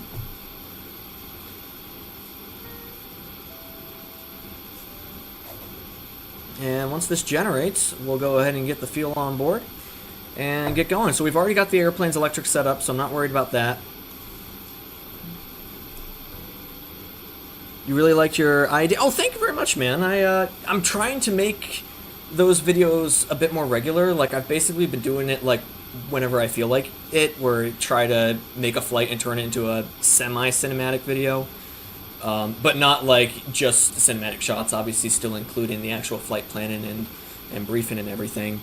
But my issue is that I've only been doing it when I feel like it, which is like every other month. But I think maybe I need to start doing that more often. I don't know, let me know what you guys think. Alright, so I got the VATSIM overlay, even though I'm not on VATSIM because I've been having connection issues with it lately. And we'll go ahead and review this procedure here. But thank you very much, Joshers. Really appreciate it. All right, departure charts. We're looking at, let's look at the flight summary first. Oh, shit. I forgot to pull up my OFP. All right. It's going to be Mountain 2 departure, Seattle transition, Normie, Moda, Steves, Eats, then to Bozeman, runway 11. We're looking at cost index 7. I'm just going to glance through this so I know how much fuel. Hour, 10 minutes en route. Not too bad. And 12.6 on the block fuel. Mountain 2 departure. You have to have dinner, you're going to a restaurant, it was a great stream. Hey, no problem, Farron. You enjoy your food. And thanks for stopping by while you could. Have a good one, man. 136 passengers, and it's going to be a 31.7. Cruising altitude is going to be flight level 250 and a 0.6, oh, there it is. Sorry, 370. And only 0.75 on the, oh no, 0.78 on the Mach. That sounds better. Okay, let's keep going here. Seattle is reporting Fugue 2300, same thing that we just read before, 2944 on the altimeter. So basically dog shit. And we're looking at winds 180 at Niner, light rain showers, scattered 2, overcast 4. And it's going to be that way, it looks like. Basically for the whole rest of the afternoon, light rain showers on and off, and a relatively low ceiling, but that's fine. We're a 737, we can handle that. Bozeman's looking at a 150 at 6, clear skies 5 minus 4, 2967, so still low altimeter. Wind shear alert 3,500 feet, or sorry, at 2,000 feet of 35 knots. So okay, that'll be fun. And then NOTAMs, we're gonna skip over that for now. What runway should we be taking at Bozeman? Let's see if the winds are gonna be out of a 150. And the arrival charts are, let's see, field diagram. 150, so probably runway 12. What approaches that can give me? There's an ILS for 12, and we probably go via Whitehall. Honestly, let's do that. All right, cool. There's your flight plan, everybody. Let me look at the departure here. We're looking at a departure procedure, Mountain 2 via Seattle. So Mountain 2 2 contents for it. Oh, it's a VOR departure. Great. Well, it's a radar departure actually. So we're gonna be for the 16s. We're gonna be taking, if we take 16 left, we can meet that climb performance. We'll be fine. Up to peak, then a 071. I said via Seattle. Well, let me just read the contents too here. No, 2 contents. 16 left. We had a 165 heading. Cross peak at or above Seattle 5 DME at or above 5,000, then radar vectors to assign fix. So they're saying basically cross peak and then turn back around to Seattle, and then we can go. I think in real life we get radar vectored is the idea, but because I'm not online, I can't get that. Well, how about this? We cross peak and then we give ourselves a heading to, that first checkpoint. I know it's not what you would plan for in real life, but yeah. And then if not, contact 4,000, proceed direct, leaving 4,000, proceed direct Seattle, and then proceed on course is the idea. How about we just simulate we get a vector direct to our next checkpoint? Checkpoint? Why the fuck did I say that? Next waypoint. How does that sound, guys? I think that sounds like a great idea.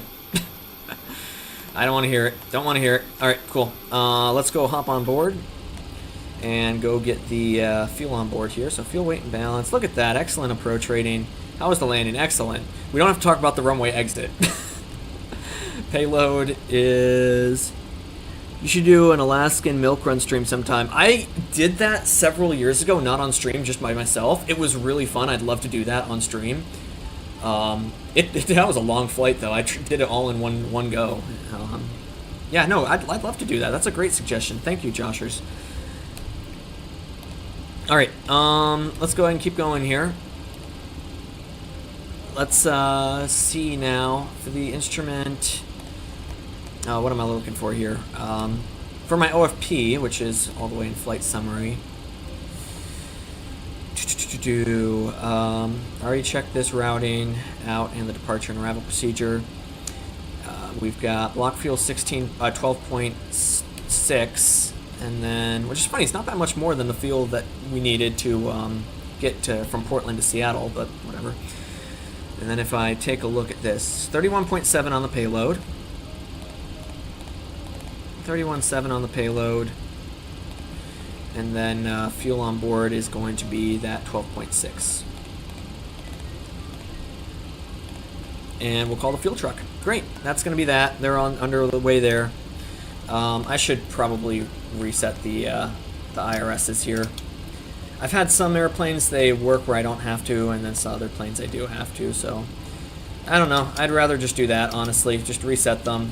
Not a huge deal. IRS is going to be to KSEA, direct enter, routing, Seattle, and then we're going from Seattle direct to Bozeman, Bravo Zulu Mike.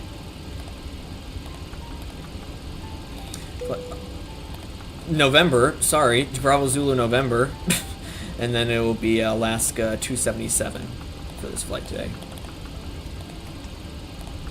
Departure and arrival, departure Mountain 2. No transition off of runway 16 left today. Route activate, boom. And then we've got to go ahead and punch all these in. Hopefully this will just be 10 seconds here. So, routing is going to be direct Normie, November, Oscar, Romeo, Mike Yankee. And from Normie it'll be direct Moda, Mike, Oscar, Delta Delta Alpha.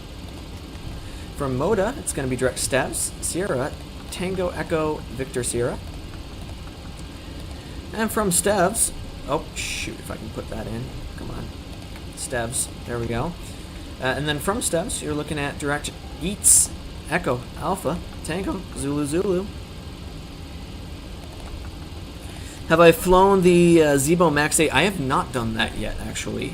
Last time I tried flying the Zibo 800, not the Max, I had trouble with it, but I've not done that. I've not flown the Max 8, actually. I honestly didn't even hear that there was a Max 8. I know I'm behind on things. I just have my few planes that I fly around. But if there is, we should probably give it a shot, right? Might as well. Alright, Bozeman, runway 11. We'll plan for the, yeah, I know I'm behind. Go ahead and grill me. Oh, there's an Eats arrival. That's funny. But we're not doing that. We'll just take the ILS to 1-2. Via, I think Whitehall was what I wanted to do. Come on, via Whitehall. Execute. And then for the legs, let's see. So it should be, if I hit legs, peak, and then that vector to normie. Okay, I'm happy with that.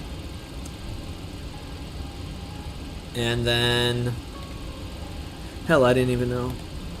Interesting. All right, we're gonna go into normie, Moda, Steve's, Eats, and then direct Whitehall. I know in real life you'd plan for direct to the Bozeman airport, and then they'll vector you. I don't want to hear it. Okay, I'm lazy. All right, and with the fuel, have we got the fuel on board yet? Nope, there's still fuel on, so we can't do the performance yet, and we have to wait for the IRSs to align. And then we'll get that information there. Okay, cool. Let's keep going. We can't stop the ground service. Pretend that door's connected. Oh my god, these fucking textures. And start the flight leg. So they're going to start to board now. We'll probably just be... I hate this, dude. It was unreleased because whoever made it didn't get permission from Zeeb. Oh, I have heard of that one. That was a long time ago that I heard about that. Yeah. So it is that one that was like the person didn't get permission. I believe you, it's a great airplane. I would be concerned about doing a live stream out of it if the airplane is not really perfectly legit. And LevelUp does. Yeah, no, I know. I think the issue is that LevelUp, though, got permission from Zebo, whereas the 737 MAX didn't.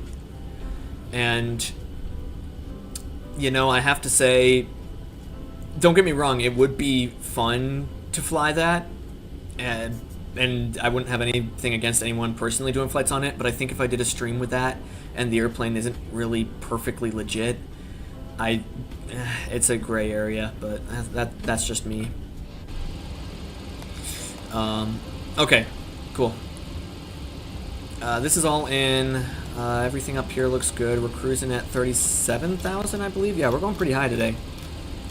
37, and what's the field elevation out in out here? So for the arrivals, Zevo has max 8 for the P3D. That makes sense. Yeah, that's just where I'm at for that. The arrival charts. IAP. Let's see. 4. Wow, that's a high field elevation. 444. Okay, so basically 4450.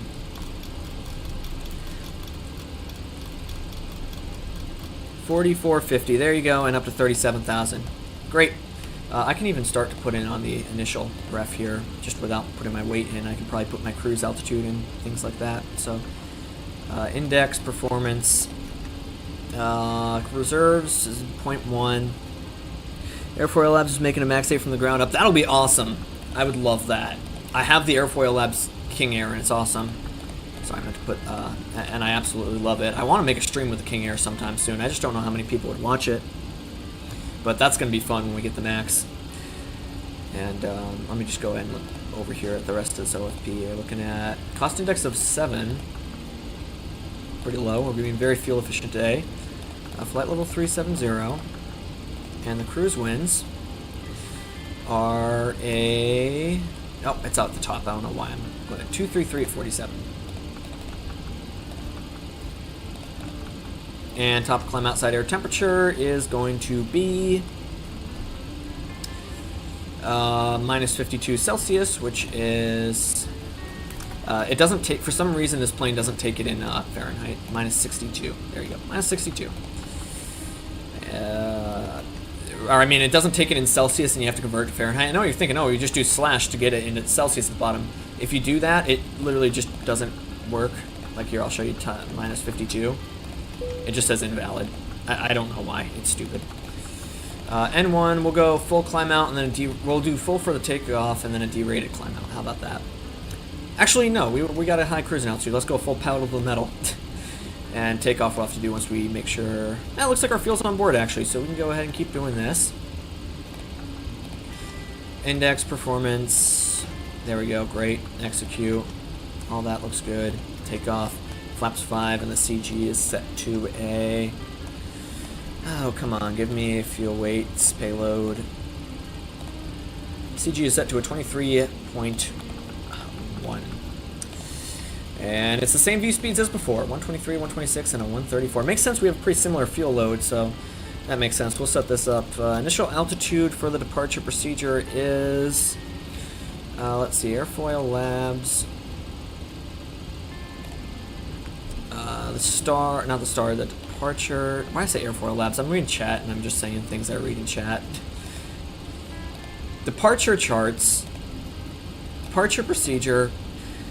Mountain 2. There we go. Jeez, took my brain long enough to process that. Top altitude assigned by ATC. I give myself 10,000 then. There we go. Great. That's how you do it. Hey, look, our route's alive. Awesome. And that should be good there. If I just step through my flight plan, trim needs to be set to a 5.5 as well before I forget. Oh, very aft trim for that last landing. Come on, a little bit more. There you go. Cool. Good airplane. Alright, now we'll zoom out a little bit. Legs page, step through her. Yep, there you go. It's going to be that turn off and then direct to norm Moda. This is just the vector, is why that we got a line going out that way. Moda and then eats. Is that really? Yeah, Steve's and then eats. Ooh, actually, you know what? We might not want to go direct to eats because this is, or use the HIA transition because it looks like eats is actually behind it. So let me go pick a different transition. Arrival, instrument approach procedure, ILS. We can take, oh, there's DME arc. That's fun. We can take Falia. Let's take Falia. That'll probably be better. So departure, arrival. Arrival. ILS, Falia, no, that doesn't exist. Pardon? I think if we go direct to, actually, you know what, keep HIA in, and then I'll just proceed direct to Falia later, because I believe eats HIA, Falia right there. We can just give ourselves a vector straight to that. Alright, cool. And we'll verify that this routing is in, the arrival routing is in once we get there. For now, it's just peak 3,000 or above. And then vector to normie. Alright, sound good, guys? That's all in. Go back to map, back to 10. And IIS mode, 134 plus 10, plus 20 is a 154.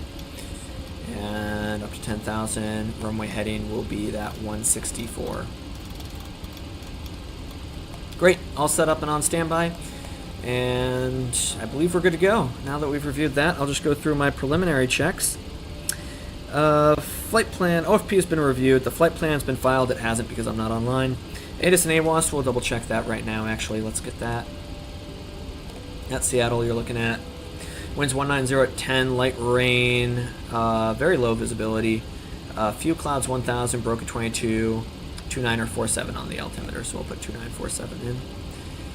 Yeah, the pressure's going back up, but it also appears to be bringing a lot of rain with it. So 2947 set. Oh shoot, I never reset my standby altimeter. 2947, all three. Great. Fuel and payload verified. We got that 12,000 fuel on board, which we do. And the payload's on board. Takeoff and land performance, we're going to say not required, even though I know in real life we do. OFP accepted and signed. Exactly, we've already signed it off. FMC, IRS position, route verified, and we've already stepped through that, and the perf has been complete. View speed set, trim set for that 5.5 on takeoff. MCP, initial altitude set 10,000.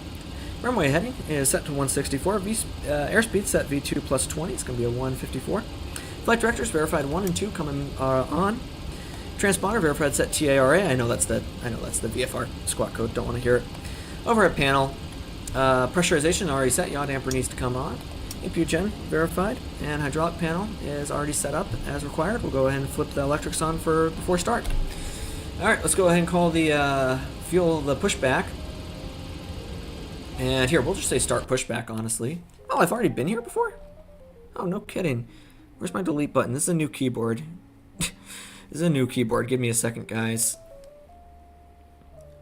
Insert, end, home, delete. There it is. Alright, we'll reset this, because I think I last flew the 900 out of here. So, enter. And that should start the pushback. Let's go ahead and get rid of... Let's see, I guess I need to open and close this exit door. Yeah, I can hear the passengers on board, so that worked. So just open and close it, that way it triggers the passenger announcements. And the seatbelt sign will come on in a second too. At least it should trigger it. I'll mute the music too while we're at it. Music muted. Back into the sim here. Oh, I'm still sharing my whole screen. Let's go back to X-Plane. And, yeah, there we go. Great.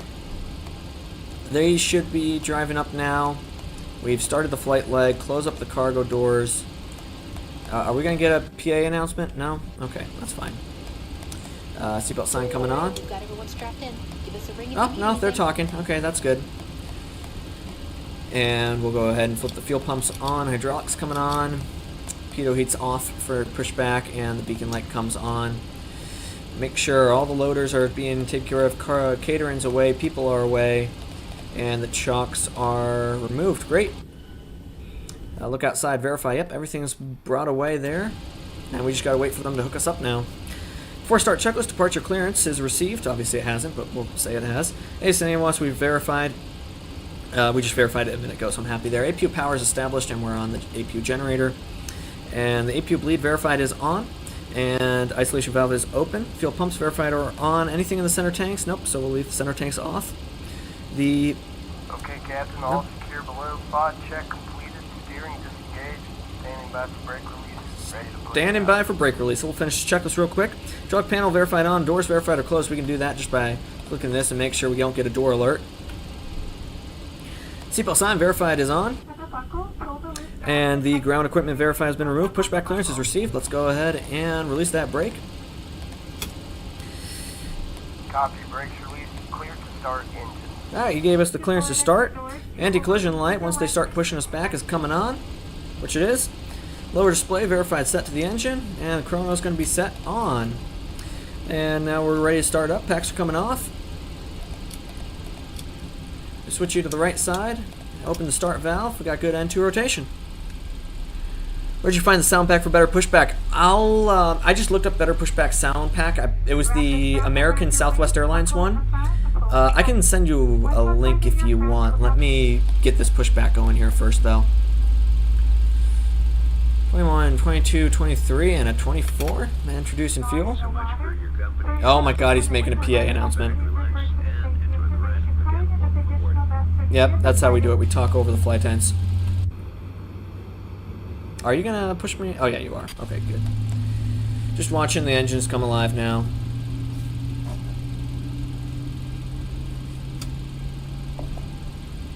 Great. Start valve's disengaged.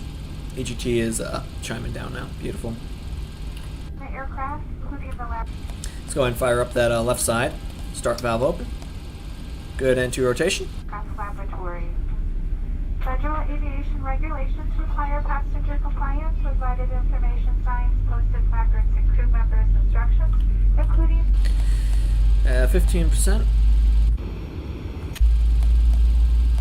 And 23, 24. Adding fuel. last but not least, if needed for oxygen mask will drop from the compartment overhead. To activate the flow of oxygen, You just have a playlist for, hey, you know what? That's one way to do it. You know what I will do? Is if the airline has a safety video, I'll pull up the safety video and play it in the background. Set brake. That's what I did for the, I added it in my last video, the 737. I put to RSW at Fort Myers. I put the actual United safety video on in the background. Anywho, that's two good engines. Starters are off. Gonna go turn the generators on. Verified good power on the generators too. Great. Probes coming on. Packs coming back on. Isolation valve to auto. APU bleed off. Engine bleeds coming on. Engine gauges to continuous. APU's coming off. If I can set this, jeez. And we'll go down here. Flaps 5 set. And we'll do a quick flight control check. Go to systems. It's going to be, I need to get my seat together here. Left. Neutral right. Neutral full back. Full forward. Okay, Left sir, rudder. area is being cleared. Disconnecting the interphone. Alright, great. They're going to disconnect the interphone. Give us a signal. Great. And we'll get rid of this. Auto brakes to RTO. After start checklist, electrical sources have been verified. Gen bus ties are closed. Anti-ice. Windshield and probes are on. The rest is going to stay off for now. Your bleeds 1 and 2 verified are on. APU bleeds off. Isolation valve verified is set. Packs 1 and 2 are on. The APU verified is off. The engine starts to continuous. Auto brakes RTO. Flaps set 5 for takeoff. Flight controls checked. Lower displays off. Taxi clearance has been received, and we have the go-ahead from this guy. Let's get out of here. Apparently, under United, you can listen to frequencies and have pilots. I've heard that before. I've heard that before. You can like listen to different frequencies if you're seated in the back of a United flight. Like listen to the air traffic control frequencies, I mean. Alright, let's go ahead and taxi on out of here. So we're taking 16 left today. Let me just pull up the diagram real quick. Airport diagram. I know I'm not looking where I'm going. Give me a second here. Oh, that's the wrong airport. Airport diagram. Go tab back into here so I don't die. Alright, we're going to be taking runway 16 left. That'll give me 11,900 feet of runway. And the winds are straight down the runway at 10 knots. Anything goes wrong, well actually we'll brief the normal procedures first. We've got our route in. It's going to be 3,000 or above for peak. Initial altitude 10,000 feet. After peak we'll make that left-hand turn out direct to Normie. We'll say we get a vector at that point. V1 is going to be that 123 VR of 126 I believe it was. Yep, 126 and a V2 134. Anything before 80 knots we stop on the runway. Once we hit 80 knots we're only stopping for an engine failure or a fire. Once we hit 123, we will be committed to take off, rotate 126, climb out at or above 134, and deal with the issue in the air. Now, once we, otherwise, like I said, up to 3,000, 164 on the heading, and direct to peak. And then after we pass 3,000, we'll cross from peak at or above 3,000, we'll go ahead and proceed direct Normie. Any questions, comments, or concerns?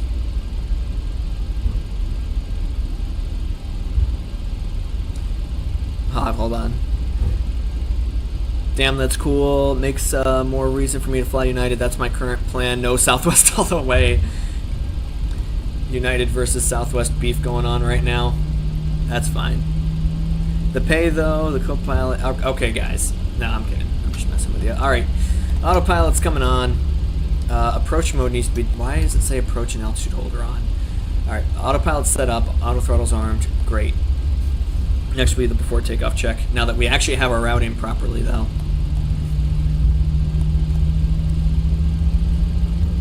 That'll be good. So, hey, while we're taxiing, I might as well tell you guys about what my next video plan was, and why there's a slight hiccup in it now. A week ago, I was watching the news, and I saw that, not to get too into current events, but I saw that Venezuela was in the news, and I thought, you know, it'd be funny. Let's take the 737-600 from Janet and fly it to Venezuela and say we're doing like some like undercover operation. And I thought that would be funny, and I had this whole like video planned out for it. And then I woke up yesterday, and now I'm starting to think maybe that wouldn't be the most the most sensitive idea. I thought it would be a good idea, and now there's actually some events that happened. And now I don't really know. I'm not really dabble into the world of politics here on this, and I think I might need to come up with a new plan. So that's my dilemma, to do the undercover 736 operation or not. Let me know what you guys think. If that would just get me into a little bit too much heat there. Anywho, departure briefing's complete. Maybe not the best, but it would be pretty cool. Yeah. It was a better idea before yesterday, I think. Maybe we can go to like Colombia or something and do like some drug smuggling. I don't know. Yeah. Current events kind of ruined that one. All right, before takeoff, departure brief is complete. Flaps verified, set for takeoff. Trim verify, set for takeoff. V speeds are set 123, 130, 126, and a 134, and then climb out at or above 154. Packs verified are both set on, and takeoff clearance is received. Flight controls free and correct. Lights coming on. I gotta turn wing light on. All lights coming on. Great. All right, 16 left. We're gonna enter right here. Drug transport in a 727. That's what we're talking about here. All right, runway's clear. Final's clear. Let's get the hell out of here, guys. Up to 40% power. Let it stabilize. We'll turn and burn out of here. 16 left identified. Time off 1650. Stabilized. I know I'm not using the autopilot, auto throttle for this, but whatever. Power set. Airspeed alive. 80 knots, continuing.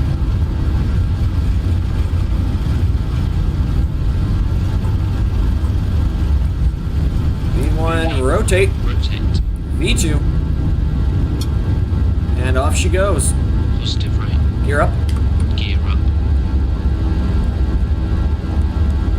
Go ahead and throw N1 level change on. And I should be able to just put LNAV on. 400. Looks like the plane's flying itself just fine. Trim her out a little bit here. Land fly for a minute, why not? 1000. And I'm gonna go ahead and put Command A, autopilot on Command A now. Let this thing fly itself on LNAV mode, please. Yep, okay, that's doing its thing. Great, just needed to correct on course a little bit. We'll go ahead and set the speed up now to a 240.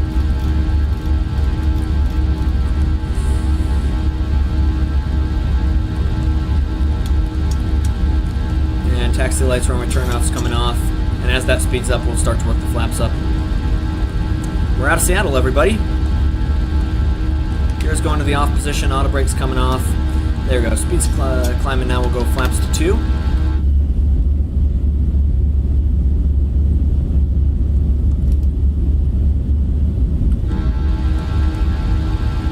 And we're above 3,000 for peak, great. Once we pass peak, we'll go ahead and take that turn direct to normie. Flaps to 1, please.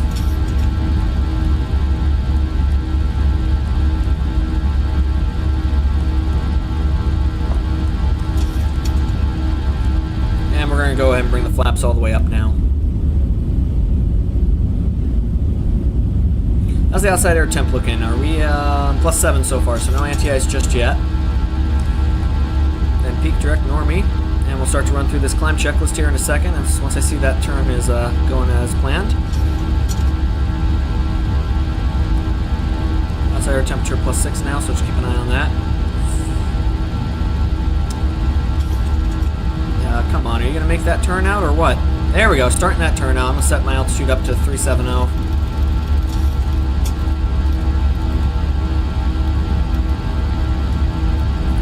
Alright, great. Climb checklist gear verified is up and off. Flaps verified are on. Autopilot is on Command A. Engine starters are both coming off.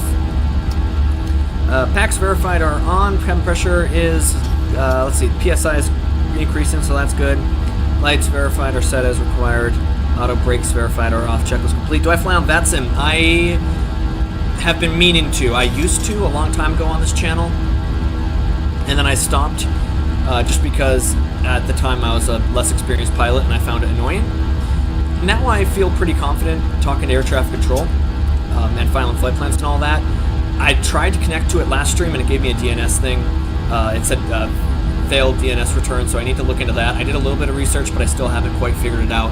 Love to do a flight on VATSIM though, especially during some upcoming events. That would be pretty exciting. And let's go direct normie now, by the way.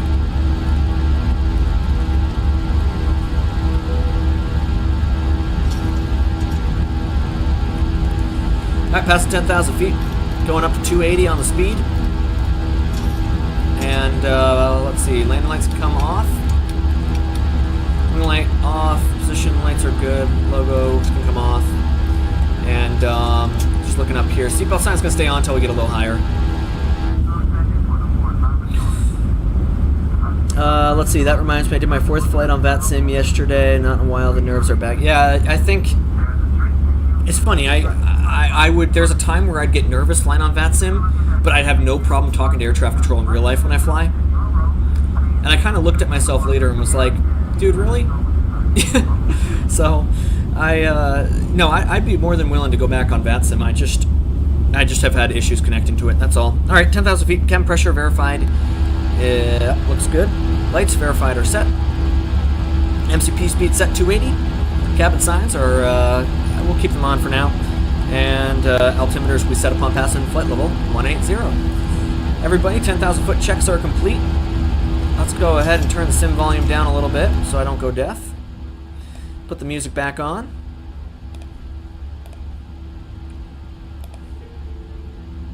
Alright, great. Music's on. We're en route. Everything is chill. So, I need to give myself some more cough medicine real quick. I know I said this earlier, I've been a little bit sick lately, and I was debating doing this stream, but I figured, you know what, we're only doing 2 legs. This shouldn't be that bad.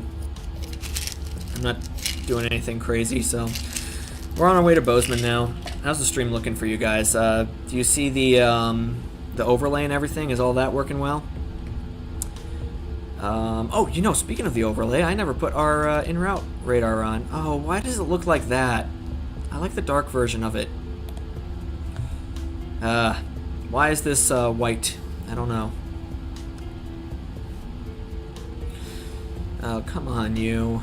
Settings, if I hit stream, overlay map, type, default. Is that even gonna work? Overlay is good. Alright, thank you. I just don't like it being dark like this, you know? If I hit default... Yeah, why did it switch to light mode? I don't know, man. That's weird. Josh's overlay good. Thank you. Thank you, Josh.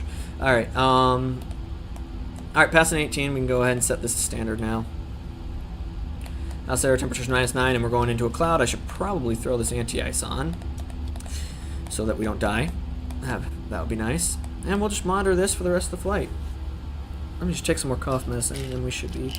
I think I got some messages, by the way, from people. Let me just double check and make sure I'm not in trouble. Tomorrow's weather looks sketchy. Would you be available Tuesday? And I hope you're... Okay, well, sounds good, guys. Alright. There we go, passing 20,000 now.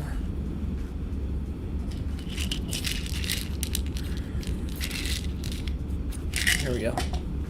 And some water would be good.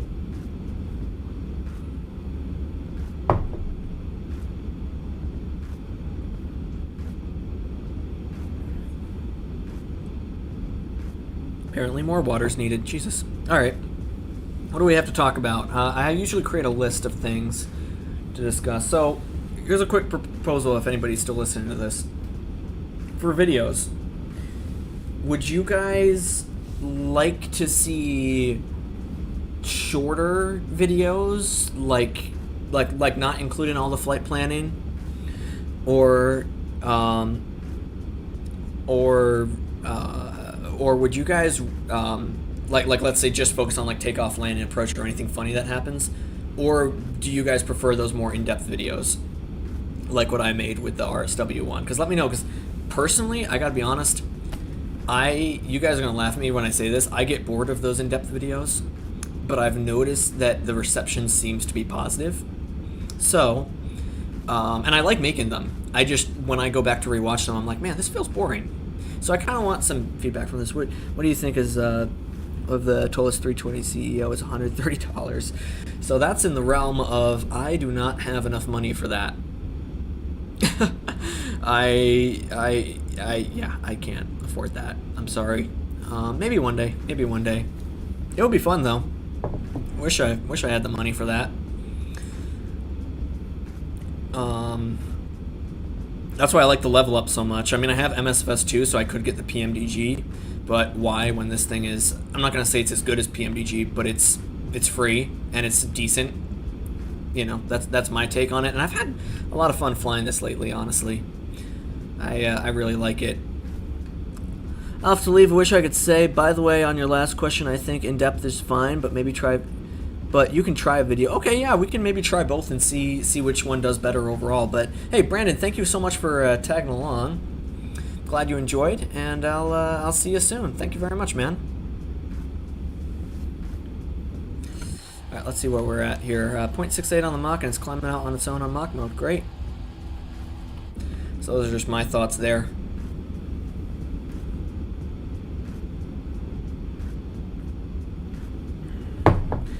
Yeah, no, I think it's just weird. I personally get bored of long flights, but the reception seems to be positive for it.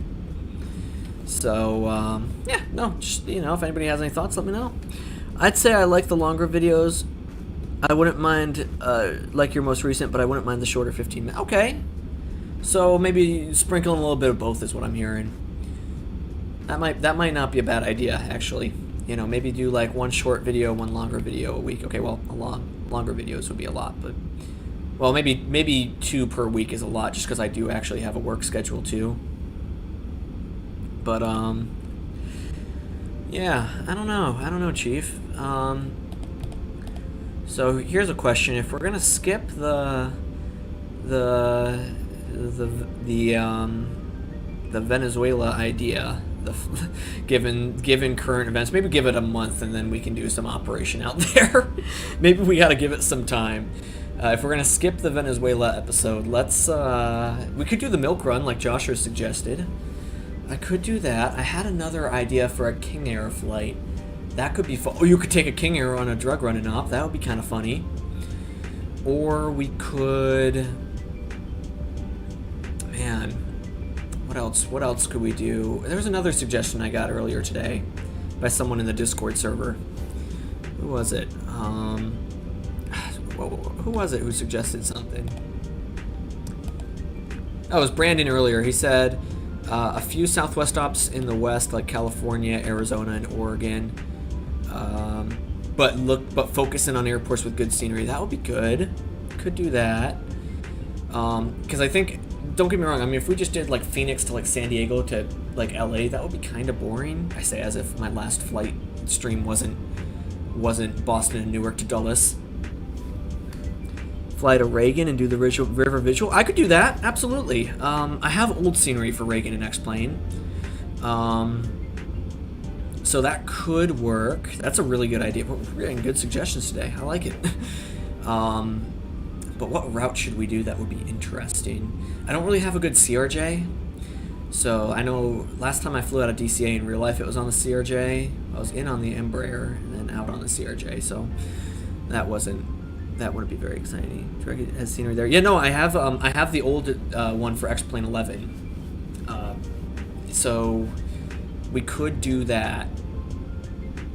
Maybe we could, I don't know. I just like to think of ways to make the route interesting. I mean, don't get me wrong, Reagan is fun, and I'd love to do the visual under there, but I'm like, okay, but how do we make it so we're not just simulating a, Piedmont op or something like that, Like maybe we could do an American op, maybe in like a classic livery, like the Chrome one. We could do that. I could be down for that. What else? I gotta brainstorm. What airport's in the West Coast as well? Don't get me wrong. I like the DC idea. We're gonna do that.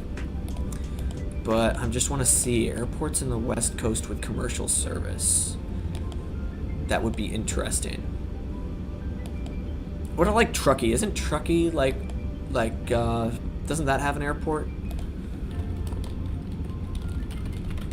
I think it has one with commercial service. TRK.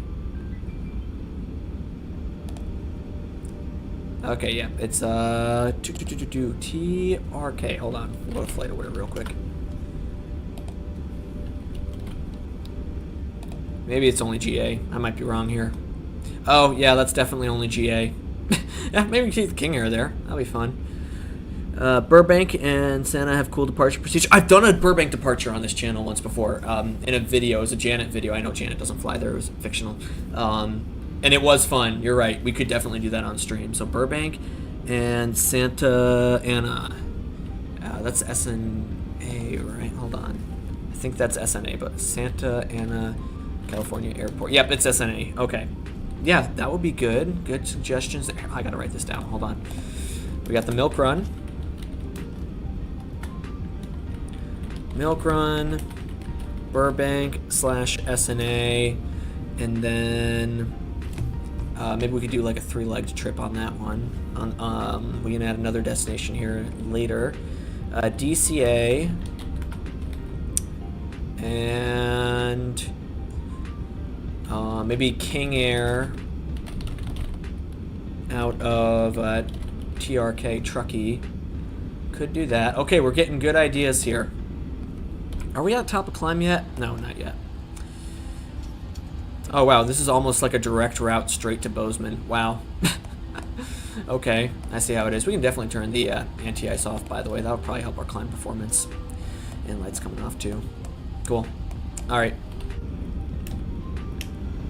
San Diego Localizer 27. I've taken that approach. Actually, I don't think I've taken that yet on in this channel before. So here's my backstory for California, or for San Diego, I mean. The only time I've ever been to the West Coast in real life was to San Diego when I was 10. That flight into San Diego was the first time I really became interested in aviation. So I love San Diego flights. I'll always be a fan of those. Gonna add that SAN as well. Doesn't Avelo also, didn't they used to fly some of these routes too? Maybe we could do like one Avelo hop and one Southwest hop. XVL, I think it is, or VXL, whatever they're. Hold on, Avelo. Because I know they used to have West Coast stops. I don't think they do anymore. Hold on. Avelo Airlines.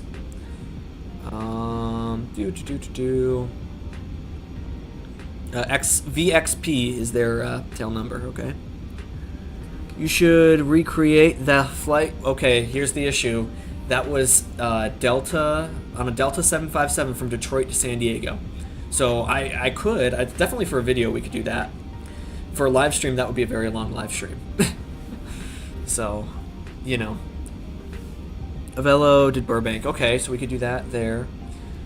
Dude, I'm reading the Wikipedia article. I know about the deportation flights because I have a friend who works at the airport, and they get protests about Avelo all the time.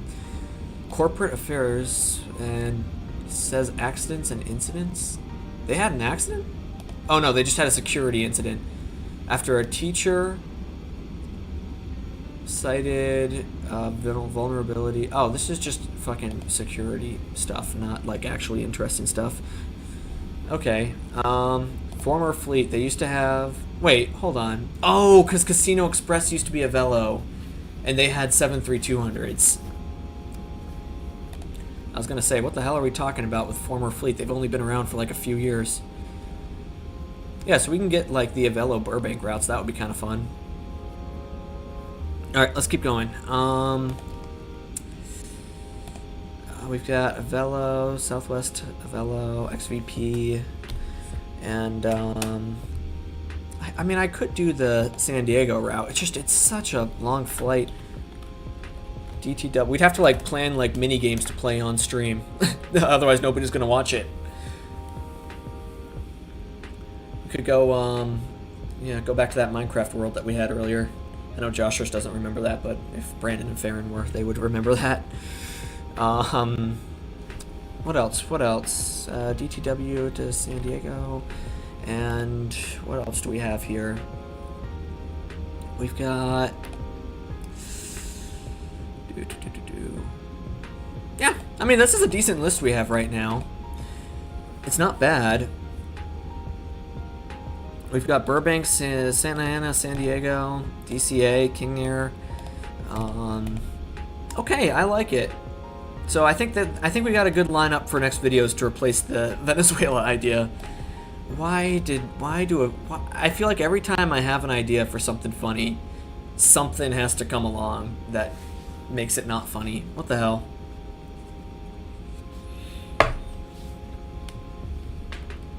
Anywho, I got a list of other things though.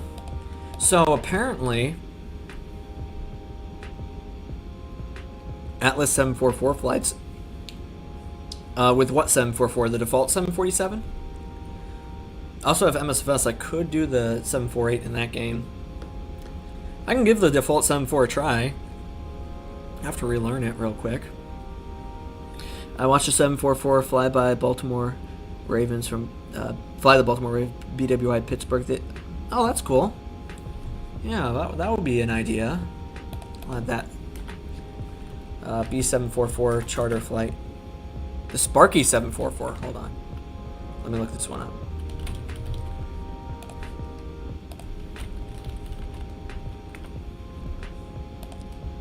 Oh, it's a free overhaul. Oh, okay.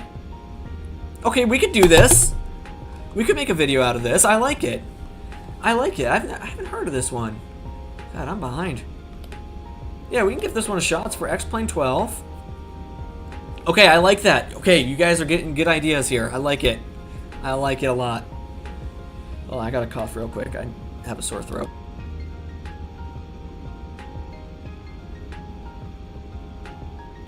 Okay, cool. Sparky 744. Like it. Like it a lot. Here's a question. What do you think of the this checklist I've been using, Joshers? I mean, you can't see it, I know, but it's just been my general flow. Sparky 74, probably the second best freeware for X-Plane 12. Yeah, we gotta give that a shot. So, yeah, just a quick question. What do you think of the that checklist that I've been using this whole time? Because basically, oh I'm at a Mach 6.8 right now.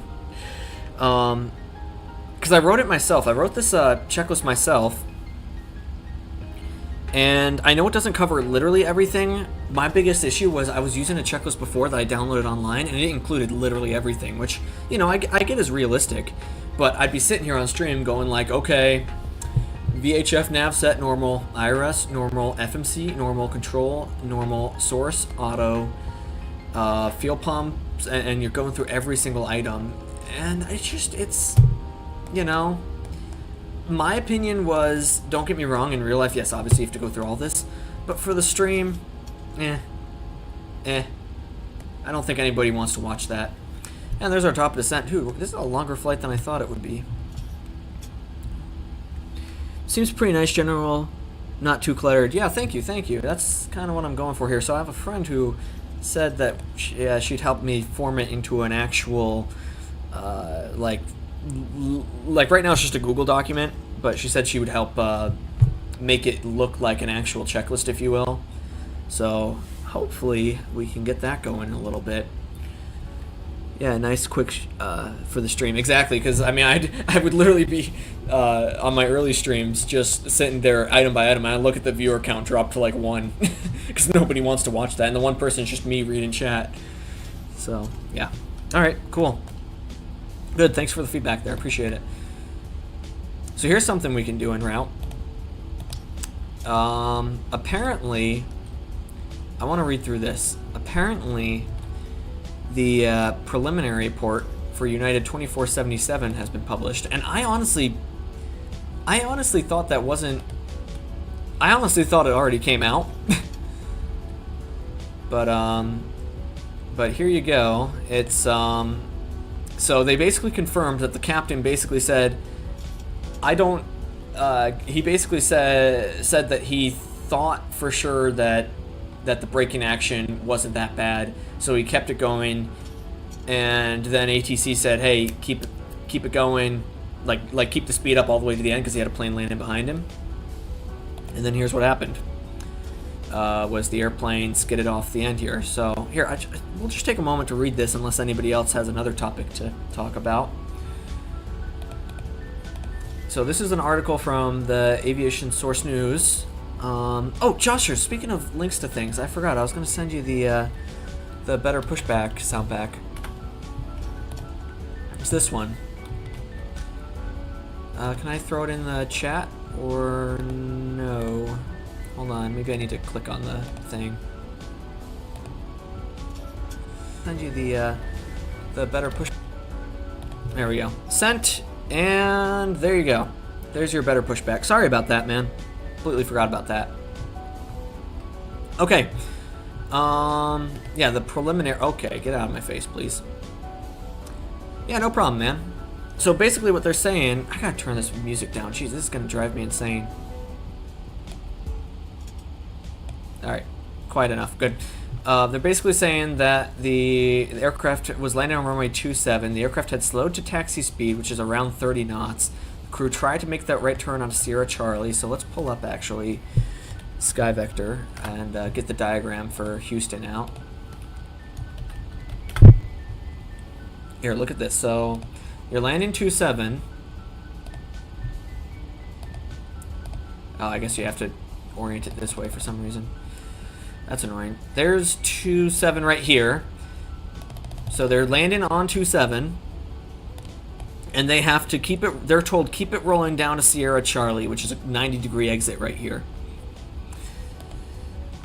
Instead, the aircraft only turned 45 degrees before skidding straight ahead.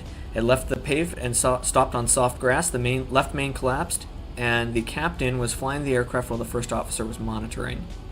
And there's your diagram here. So he recalled, so the captain before checked the ATIS, and he remembered that the code was 555 for 27, which meant good braking. So he's listening to ATIS, he gets 555, which is good. It's not great, but it's good. He recalled 333 for the parallels, but in reality, 27, they'd updated the code to 333. Wow, so talk about double checking the ATIS then. I wonder how much, my question is, I wonder how much time had passed from the time you listened to that. This is where I'd have to get more into United operating procedures, because I don't know this stuff. According to the runway condition code matrix, 333 indicates poor. Really? I always thought 111 was poor.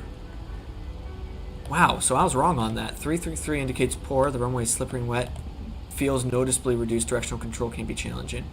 They expected to land 26 left, but the captain preferred 27, so they requested a change. So they're changing runways. They've got and they've got a condition code. They've got some of the runways are slippery, but they think 27 is going to be fine. Yeah, this is no joke, especially on the ground. Yeah, no kidding, dude. Was this ice though? I thought. I always thought it was just really slippery, but yeah, no icing. I mean, take that and multiply it by fucking 5. The crew initially expected to land on 26 left, so they're already risk stacking here. Well, it's not, I mean, the change alone doesn't really add a huge risk, but it is an element of this is not planned. Later, while talking to the tower, captain asked to roll all the way to the end of the runway. This would shorten their taxi time to the gate. Controller approved, but said keep your speed up. So he was in a rush, so a little bit of impulsivity there. And then the controller adds on, oh yeah, keep the speed up.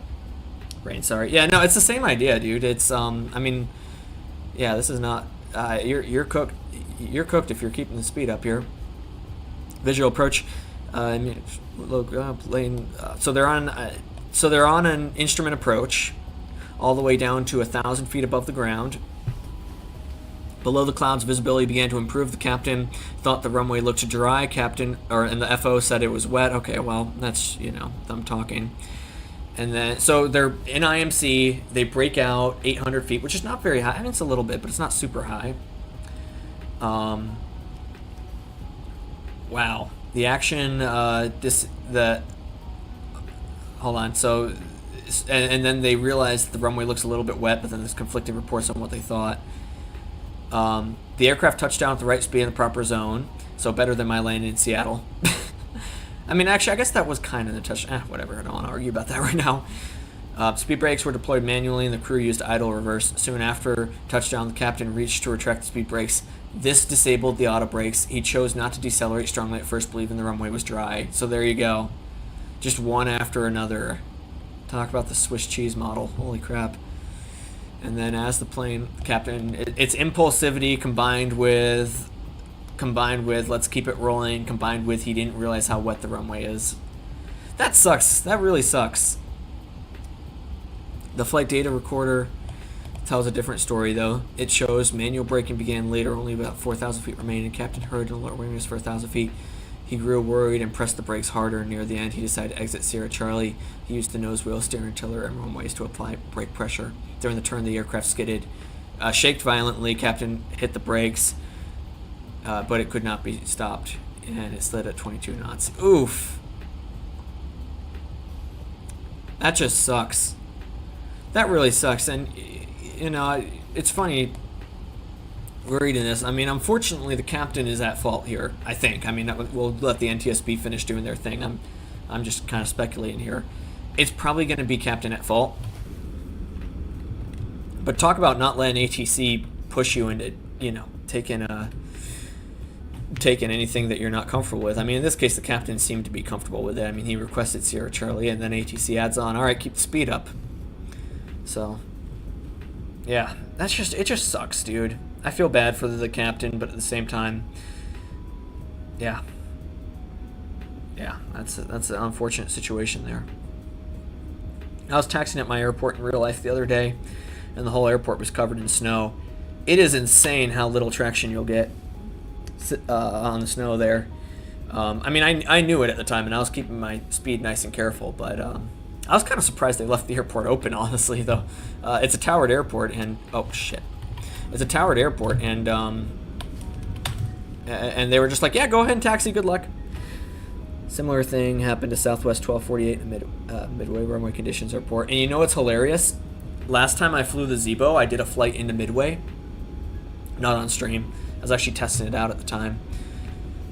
And I got almost no braking action, and I think I barely put the nose off the grass at the end there. I don't know what it is, but for some reason, and I know you're thinking, oh, well, you just suck at braking the airplane. Every time I fly the LevelUp, I don't have this issue. If I fly the 757, no issue. For some reason, the Zebo, every time it's raining, I get no braking action. Yeah, conditions are poor, dude. It's just... yeah. It sucks. That sucks for sure. Gotta get some cinematics in here, right, guys?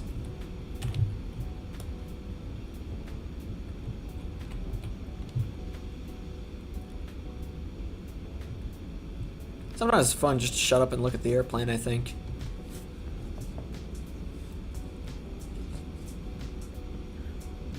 I always prefer low FOV shots. I feel like it's like... because the low FOV is what you get in real life if you're doing air-to-air footage. So I like to zoom out and then zoom in. That's just a me thing. I don't know. I might be crazy here.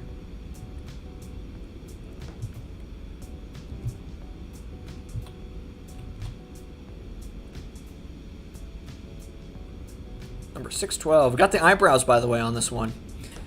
I went ahead and there were two options for this livery. The link's in the description. One is one was the plane with eyebrows. One was the plane without eyebrows. And I was like, you know, I know in real life it's the eyebrow. The plane probably wouldn't have eyebrows. Well, maybe it does. I don't know. And by eyebrows, I'm talking about the overhead windows. But I think it looks cool. So, yeah, there you go. Oh yeah, the move the camera back, lower FOV. Yeah, I know, dude. It looks so nice. I love it. I see so many screenshots in like servers where what people do is they set the FOV like this, and like this is their screenshot.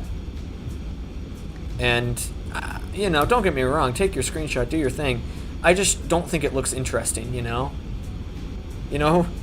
So, yeah, I don't know. This is just how I've always taken my screenshots, like this. Alaska Airlines. Yeah, we could definitely do a milk run in this plane sometime. That'll be fun. Go back to Seattle after this. Video thumbnail. Yeah, exactly, dude. In fact, actually, you know what? Can I hit, fuck. I have a new keyboard. I'm not used to this. There's a print screen button on this somewhere. Sorry, I hope I'm not too loud right now. Because I have to get up. Oh, there it is. Print screen. Oh, shit. My, actually, no. We got to make it, front lit. We don't want a backlit shot.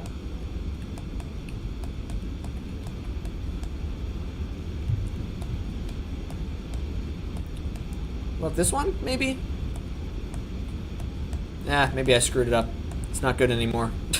Oh well.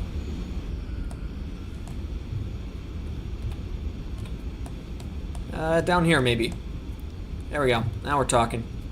You can't see the details, though. Why is it so bright? Yeah, you might have been right. This side might be better, actually.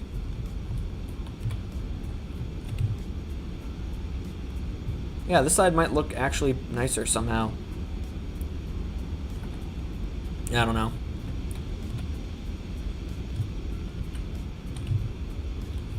Yeah, we can do this. Print screen. And I'll throw it into my Discord DMs. I have a fake account on Discord that I just literally will copy paste things into. Alright, great. Cool and good. Oh, and I gotta I gotta stop to cough for a second again. Sorry. 1 second. Alright, we're back. Cool. Alright, 160 out from top of descent. Let's go. Yeah, so it's going to be... It says, oh, turnaround. We're not going to do that for obvious reasons. We're probably going to go direct to... from... Hold on, let me get the approach up. I know there's a DME arc that we could do in real life on this thing. I think I'd rather just go... I think I'd rather just go straight to that, to the final, though. Although it would be a good challenge. But also, we're not really coming from a direction where that makes sense to do the DME arc. We should watch a green dot video. A green dot video. How come I have not heard of that before? Oh, aviation. It's a flight channel. We could watch it. I could skip around on one of those. I could skip around on one of them. I can't watch the whole thing on stream because I don't want to steal people's content. Crisis over the Red Sea. Flash 604. Gone in 30 seconds. Tam 3354. Give me one of these to watch. Deadly Cold Air Canada 624. Oh, is that like cold weather errors if we watch that one? Joshers, what do you think? Which one of these do you want to see? And we'll watch a little bit of that. I just can't show the whole thing on stream for obvious reasons. I mean, technically I could. I mean, it's there are people who like do reaction content, but I don't really want to do that like the whole thing. Here, while I wait, let me pull up the approach briefing here.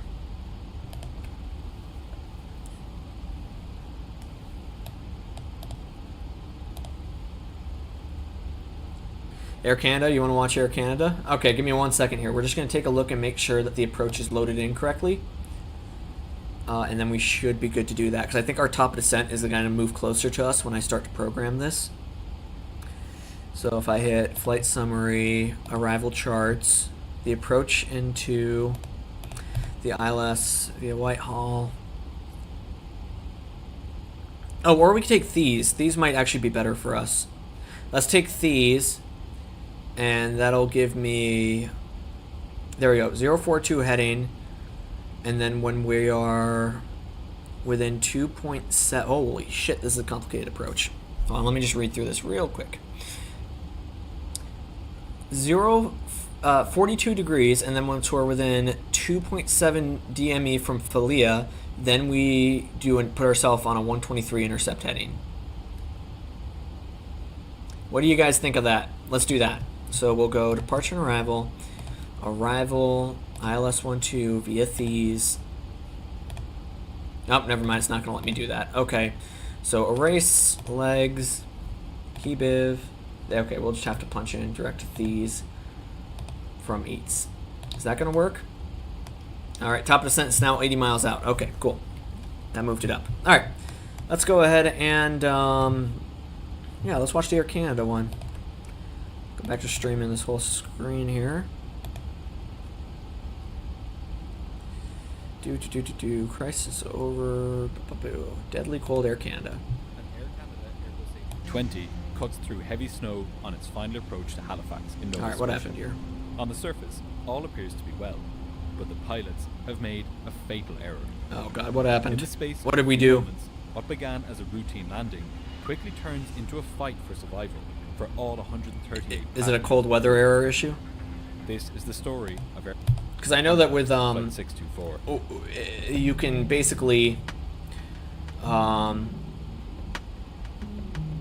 know that there are some airports where if it's too cold, the altimeter is going to think that you're lower than you actually are, at Toronto's Pearson Airport, or higher than you actually are, so you're going to fly lower, and you could mess up your 133 minimums. Passengers were boarding an Air Canada Airbus A320 bound for Halifax in Nova Scotia. Hey, we went there last stream. Time away. Looking after them were 3 cabin crew. Probably going to skip just a little bit being here. used for this hour's total time, There we go. Oh wow, this captain actually knew his shit. Okay. about half of which were on the A320. He would be flying the 5,700 on the aircraft A320. Wow. while the first officer handled the radios. What did the FO? What was his qualifications? Sitting to his right was that first officer. He had been with Air Canada. Oh, he for also 15 knows his years shit. And had been flying the A320 for all Wow. of that time. These guys know what they're He doing. was almost as experienced as the captain, with 11,300 total hours. So it's funny, you're looking at this thinking to yourself, okay, this is a highly experienced crew. However, he had more experience on the A320, with just over 6,000 hours. Wow. So why is he a Both first pilots were officer? well rested for the flight and had good safety records. Air Canada is a big airline, and so this was their Well, first yeah. time flying together. Just gonna As skip the a pilots little bit prepared, here. They climbed. The pilots took a look at the latest weather information from Halifax. All right, let's hear it. And they began to formulate a plan. At present, the alternate airport they had chosen was Montreal, over 400 nautical miles away. Okay. What this meant was that they would have enough fuel for an approach at Halifax, and then enough for a few Right. minutes of holding before they would have to divert to Montreal. Yeah, it's But 15 minutes of there holding, was I think, another right? way they could allocate this fuel. What if, instead of putting aside enough fuel to take them all the way to Montreal, they changed their alternate to the much closer airport of Moncton in New Brunswick? Okay. This would give them more time As to long as the hold weather's at good there, Halifax, that's fine. in the hopes that the weather would improve there before they needed to divert. And it looked like this extra time would be needed if they wanted Okay. to make it into Halifax. What's going on at The weather Halifax? there was marginal. Oof. The visibility was below what they needed it to be in order to conduct an approach. Oh. So, Okay, as they made yeah. their way north, the pilots would need What to about keep an Moncton, eye though? That's my question. before Is it good at Moncton or what? beginning an approach. As the pilots monitored the situation, the cabin crew had dimmed the lights. Because my only concern is I've had times in sim brief, not in real life, obviously, where it generates you an alternate, and then you actually look at the alternate's weather, and it's worse than where your destination is. Halifax is always horrible. Oh yeah, dude, that's super northeast. To allow passengers to rest before. But I've had times where SimBrief will tell me, "Oh yeah, make your alternate Seattle," and There's the loads of visibility in information Seattle is I like would 5 love to have miles. included in this It's like, video, why would I do but that? I just couldn't fit in without making the video too long. So, if you want to get a deeper understanding of how this accident happened, I've actually made a website. Oh, and we've showing got that an the two ad. runways Sorry, guys. had to be closed. So one runway's So, closed. That just left runway 2305.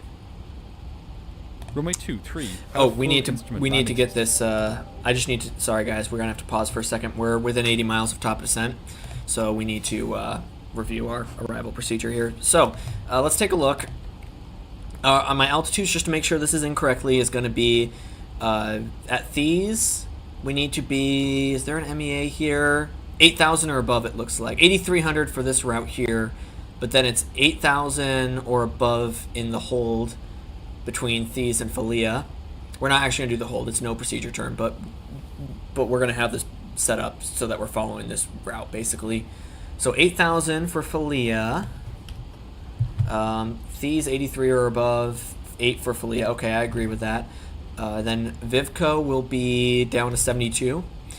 And then Manny will be down to 68. That'll be the final approach fix. And the minimums are a 46, 43. So let's go ahead and throw that in. 46, 43. 46. Oh, shoot, are we even going to be able to go that high on this thing? Oh, yeah, we can. 46, 43. 46. 43. Great. That's set up on standby. We'll go ahead and put the ILS frequency in. ILS is going to be on a 109.3. Let's see, 109.3 set. Throw that in on the active. And the approach course is going to be 123. So 123 approach course. Great.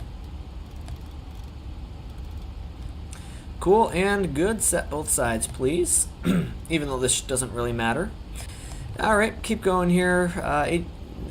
Just shy of 9,000 feet of runway length, field elevation 444, blah, blah, blah. And missed approach up to 5,200, then that right turn 9,000. So basically 9,000 for the missed approach altitude. Let's get the weather in Bozeman, see how it looks. At KBZN. Wow, 100 at 5, broken 9,000. 2968 on the altimeter. It looks good, dude. It's scatter 9. Yeah, we're gonna be good to go. All right, so 2968 on the altimeter on standby. 2968, and we'll set all three. 2968 and 2968. Awesome.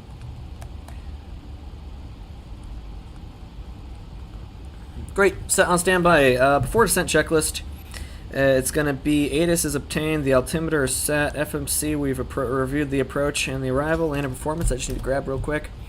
Init ref, we'll use flaps 30, it'll be a 132 for the VREF.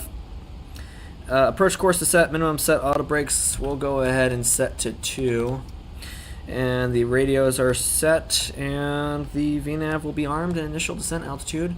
Let's put it to like 18,000 until we get closer for now. And we can continue on with the video. 4% checklist is complete. VNAV is on. Cool.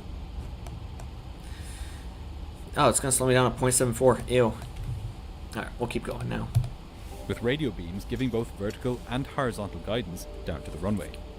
Something Yes, that's how an pilots would ILS really like means. to have in bad conditions like this. Oh, wait, they don't have the ILS. However, the winds were from the north. And they were quite strong. Yes, they reaching as probably much as don't have an 25 ILS for that knots, runway. or 46 kilometers per hour. This meant that the pilots would need to use the opposite direction runway, runway 05. But this came with a problem. Runway 05 did not have a full instrument Yeah. landing system. I think I Rather, took that it last just time I had flew the into lateral there. element of the ILS, the localizer. Yeah.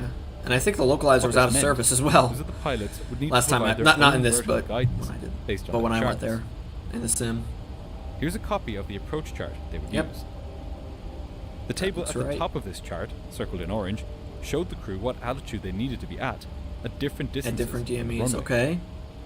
So at 12 miles, they needed to be at 3,870 feet, and at 11 miles, they needed to be at 3,540 feet, and so on down until they could see the runway.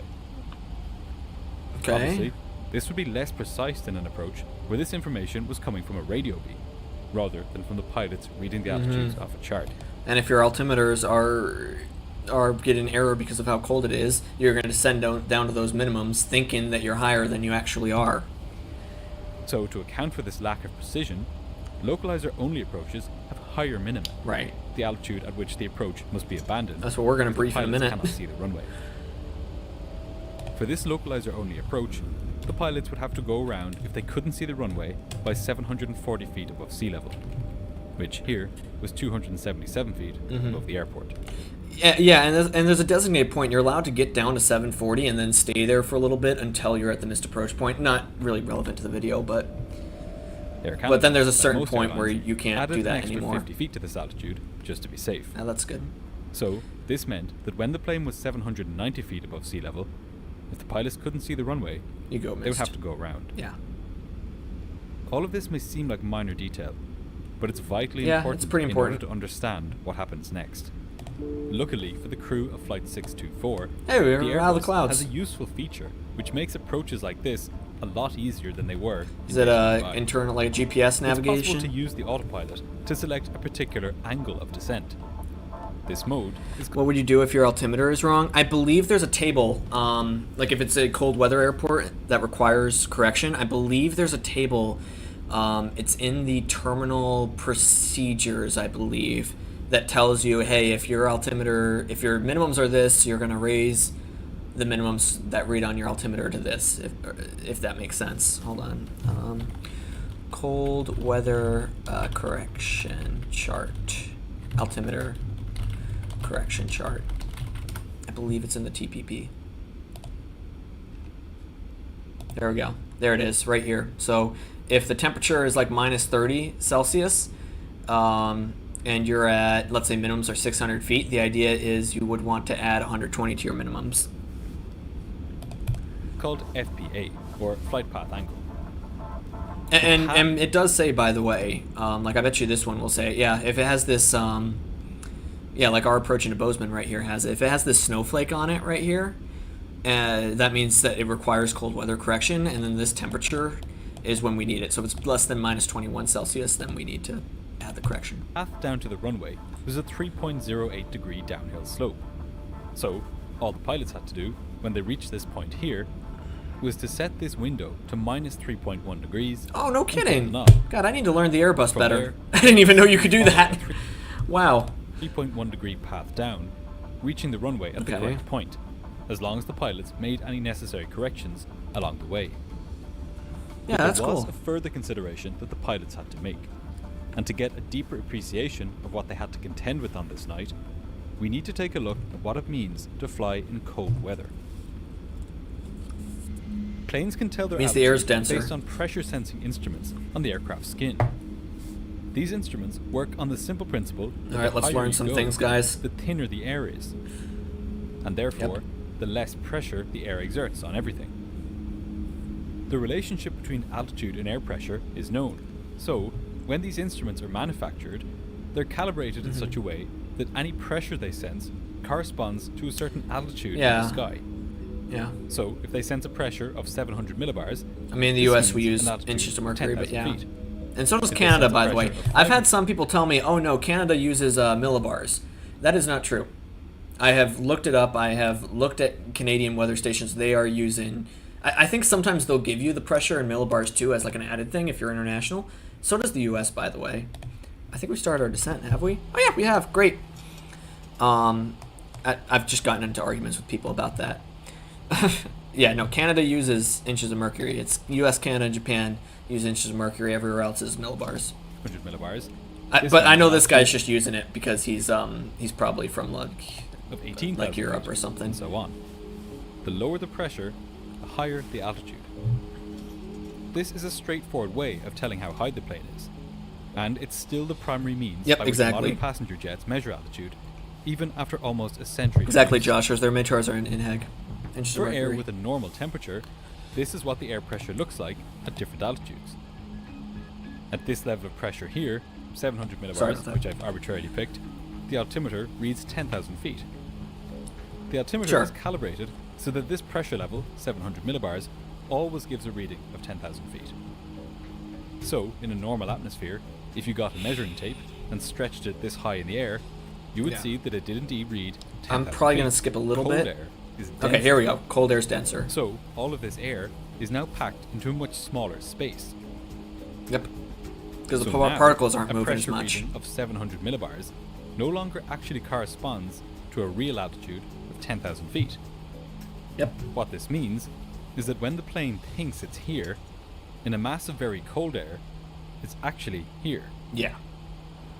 It's still at the 700 millibar level, but because the air is cold, that pressure now exists at a lower altitude than 10,000 feet.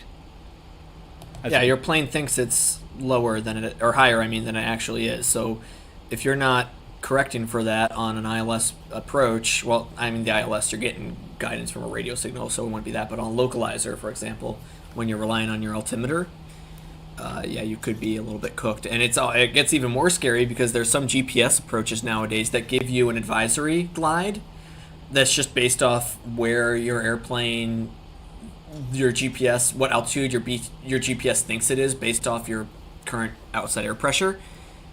And yeah, in those approaches, if you're following that glide and you aren't careful can see and from our still comically following long those measuring minimums, tape, now that the temperature you is could be 20 cooked. degrees lower than normal, the 700 millibar level now exists at a true altitude of about 9,200 feet. Jesus Christ, that's a 800-foot difference. The plane's altimeters still read 10,000 feet because all they sense is pressure, and they think that 700 millibars always means 10,000 feet.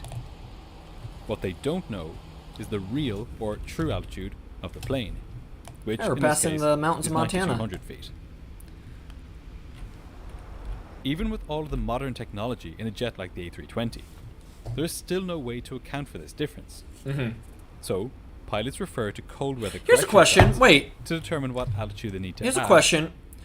Yep, there's the chart that we just looked at. Why don't you just tell the altimeter, hey, look, here's the current outside air temperature? Like, is it like, why don't you be able just to put that into like a box or something? Would that work, or is that just too unreliable because of how pressure changes? I don't know. I'd have to ask. I'm gonna ask for that whatever next they time see I'm on at the their airport. altimeters. We'll have a look at how this worked on Flight 624 in a moment. Oh, we're looking. It was now almost an hour into the flight, and in the cockpit, the atmosphere was calm. The Air Canada dispatch Weather looks better passed out on here. The latest weather at Halifax, including the winds, visibility, and around. Let's went through the missed approach procedure for runway 05. So they're reviewing the mist, And okay. once again, reviewed the weather. Too many variables, yeah, probably. 15 minutes later, they got some unwelcome news. Heavy snow had now reduced visibility down to 1/4 of a statute mile. Yeah. So Below basically, the it's 1/2 like statute mile when we were required flying to Seattle to carry earlier, out and the it's just getting approach. worse and worse.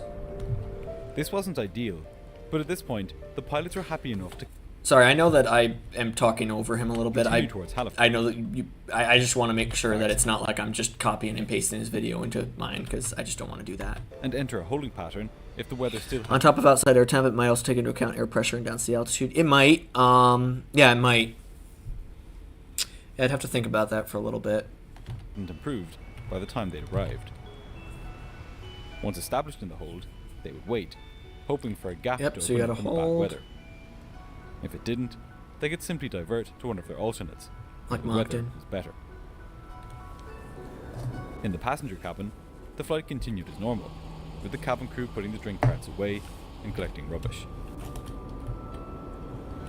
At 20 minutes past 11 that night, Flight 624 was cleared down to 29,000 feet. So, okay. The So pilots they're then on the conducted an approach. approach briefing for runway 0.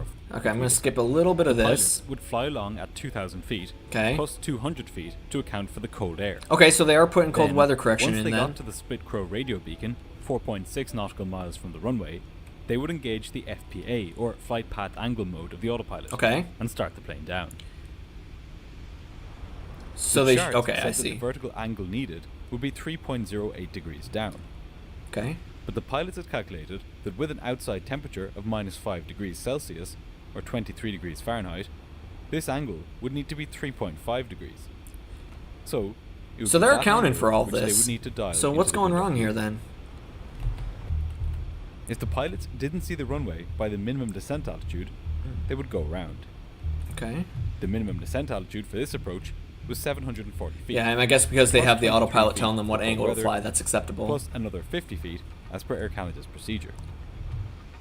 So, if the pilots didn't see the runway 'Cause I know by an indicated altitude of 813 feet, they would go around. It's just funny listening to this because as This was the plan which they briefed when as I they when I fly, you know, like Cessnas and stuff in real life, our what we do is we say, hey, let's what we do is our goal is to get down to the MDA plus 100 feet as soon as possible, and then stay there until we hit the missed approach point. But I'm guessing they're saying that in the Airbus they're not worried about that because they have that technology that just basically tells them where to go, or like what descent path to fly. This is what I'm getting out of this. began their descent towards Halifax. A few minutes later, when the pilots made contact with the terminal controller, they learned that the Put weather tail at timber. Halifax was still not suitable for an approach. I know we're above 18. So I'm they just- told the controller they would need to enter a holding pattern to the west of the airport. Look at the scenery. The controller cleared them to descend to 9,000 feet and to enter the hold as requested. Okay, so they're getting cleared for the In hold. until 1 a.m., which was an hour and 35 minutes from now. However, if they waited that long, then Halifax would be their only option. So it was likely that they would divert before that point. Yeah. 624 entered a holding Yeah, 'cause pattern you don't wanna with make it so that range in that's your only preparation for option. landing. These included turning the landing lights MDA is like the floor is lava, exactly. on and snow. The bright You don't touch it. You're staying at or above it. parted as they neared the runway. Yeah.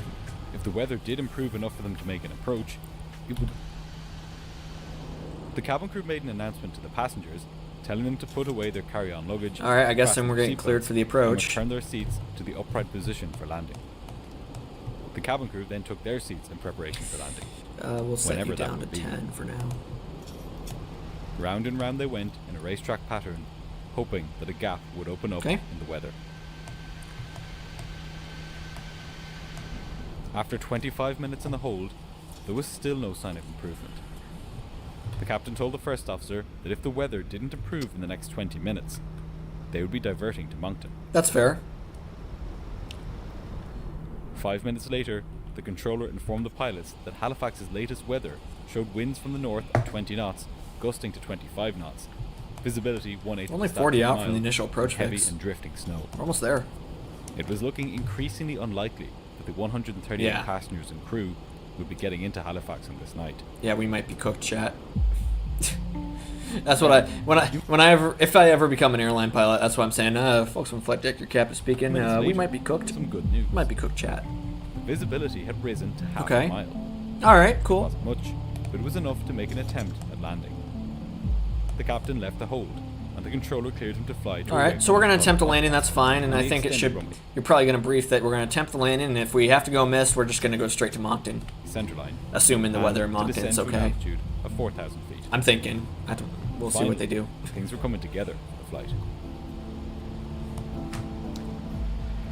Now, it began to be time to think about what We're side probably not we gonna be able to or listen. not. We're at as we neared the 18,000, so runway, I'm gonna have to kind of skip ahead here and see what without it happened. being disturbed by the extension of gear or I know we're flaps. kind of missing some of this stuff here, but we're about to be on our approach, so we need to skip ahead.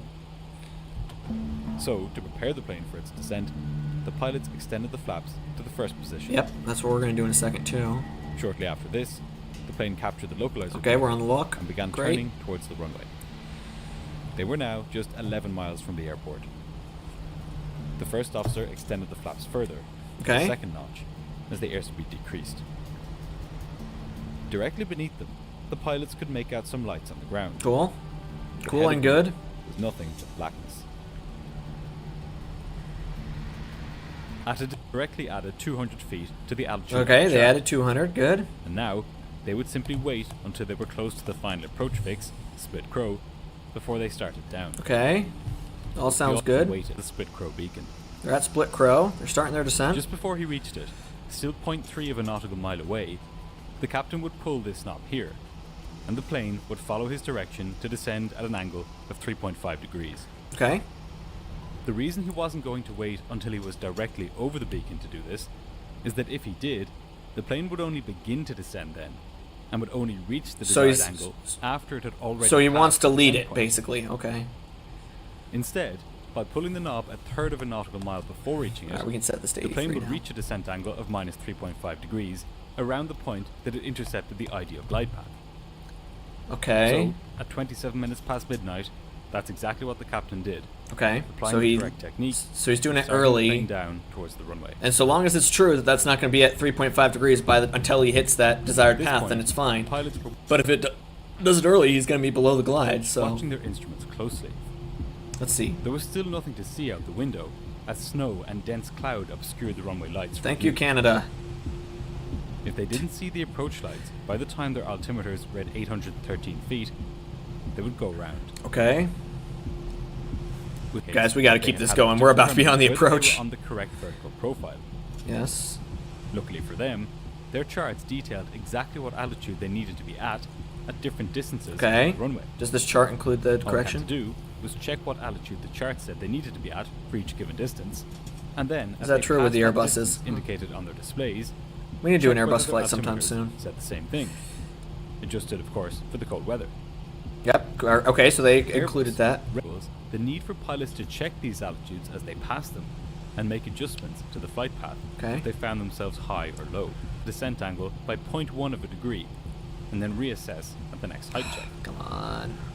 So his descent from 3.5 degrees to 3.3. Yeah, focus on the plane. What is our altitude? 13? Yeah, oh, sorry guys, we need to do the 10,000 foot checks. Yeah, you're right. All right. Well, hey, you know what? This was interesting, but if you guys want, you can go ahead and finish that on your own later. Let's go ahead and do this approach here. All right, so we are going to be taking the ILS to runway 12 here at Bozeman. It's going to be 109.3 on the localizer. Yep, 109.3, 123 on the approach course is already put in both sides. 9,000 feet of runway. And we're going to be missed approach up to 5,200, then a climb and turn to 9,000 on a 250 heading. So 250 will be the heading on standby there once we pass 5,200, and then 9,000 for the missed approach altitude. All right. We are going to be Thies, then to Arc, and then not to Arc, to Philia. Philia has to be at 8,000 or above.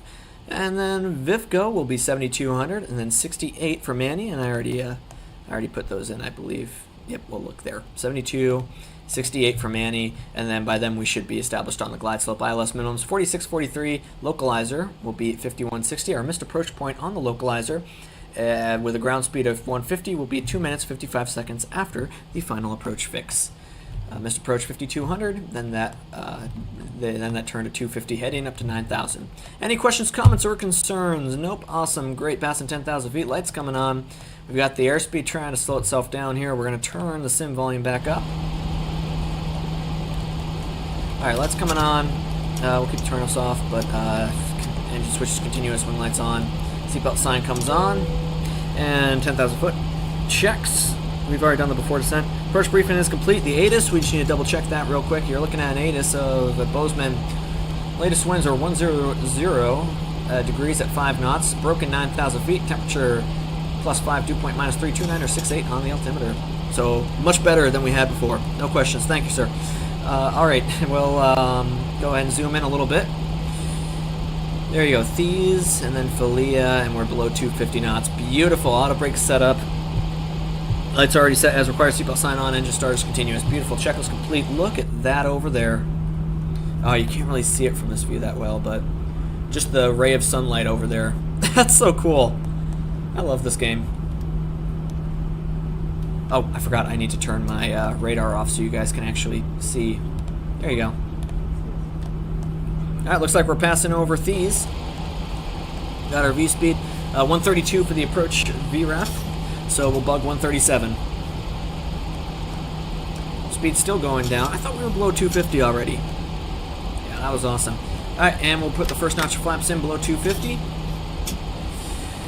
Bring this down. Oh, we need to slow it down like now.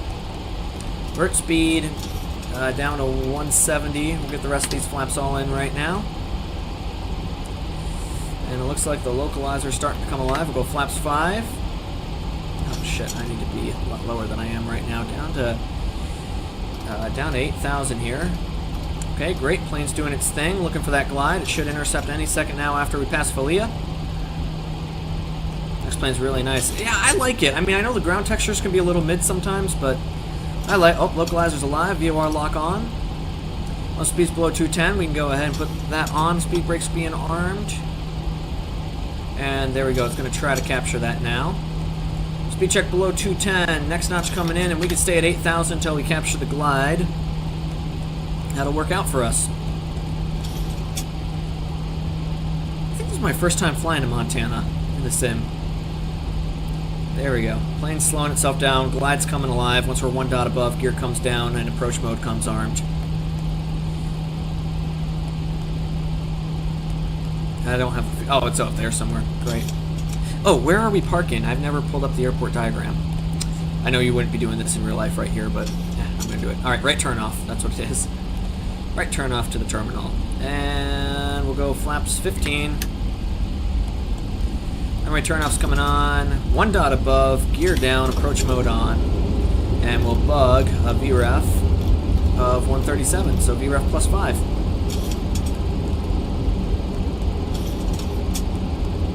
Alright, we'll go flaps 225 now. And we've captured the glide. Missed approach will be up to 9,000 on standby. And 250 on the heading. And flaps 30. Alright, before landing, checklist gear down in 3 green. Flaps are set, spoilers are armed, autopilot is set for the mist, landing lights are on, turn-offs are on, landing clearance is obtained. We are clear to land runway 12 at Bozeman. Alright, this is gonna start to adjust the auto throttle here. I'm gonna take the throttle myself now. Oh, that was too much. Forgot I left it at higher power there. Alright, and minimums will be that 46, what was it again? 46 something.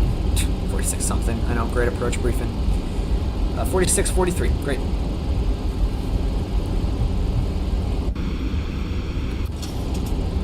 A little bit of a crosswind here, it looks like.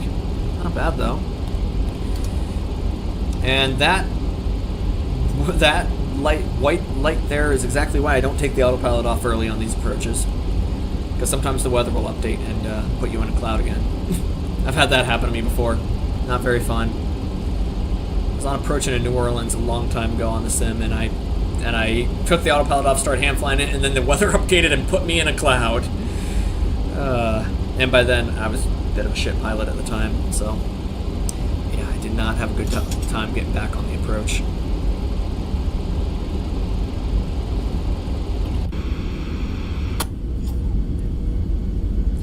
One thing Southwest pilots do at 500, if the descent rate's more than 1100, they must, the pilot flying must say correcting, or the pilot monitoring will say go around. That's fair. I think I've heard that before. There's certain procedures on a stabilized approach criteria. 2,500. There's 2500.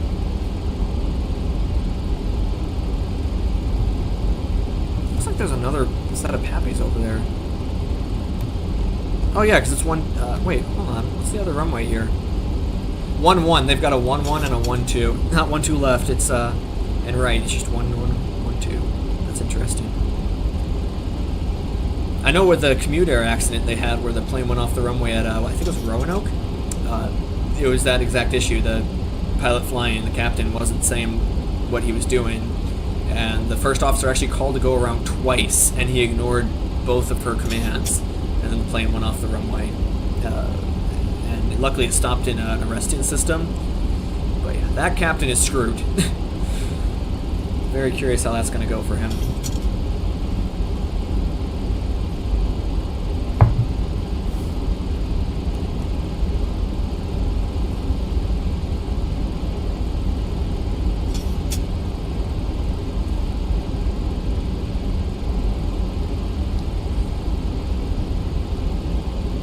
So far we got a good stable approach though.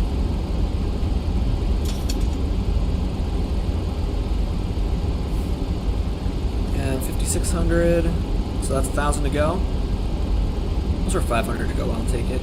Actually, you know what, let's be real. We're out of VMC. My airplane. And I kind of like hand flying it for a minute just so I get a chance to feel the plane out. I mean, with this, you really just trim it out. It's not that bad. Possibly stabilized. Needs approach altitude set. Yep, approach 9,000, we're stable. Gear down, free grain. Flap set, speed brakes armed. So VREF is at 133. Or sorry, 132. A little bit high now. Come on. There we go. Good airplane. Correcting with the trim. Oh, shit. Ah, there we go. That's better. Nice gentle corrections here. Little bit of power out. Actually, no, I like this. Yeah, less flare. No kidding. I'll try. I'll just make it a little bit and see how this works out for me.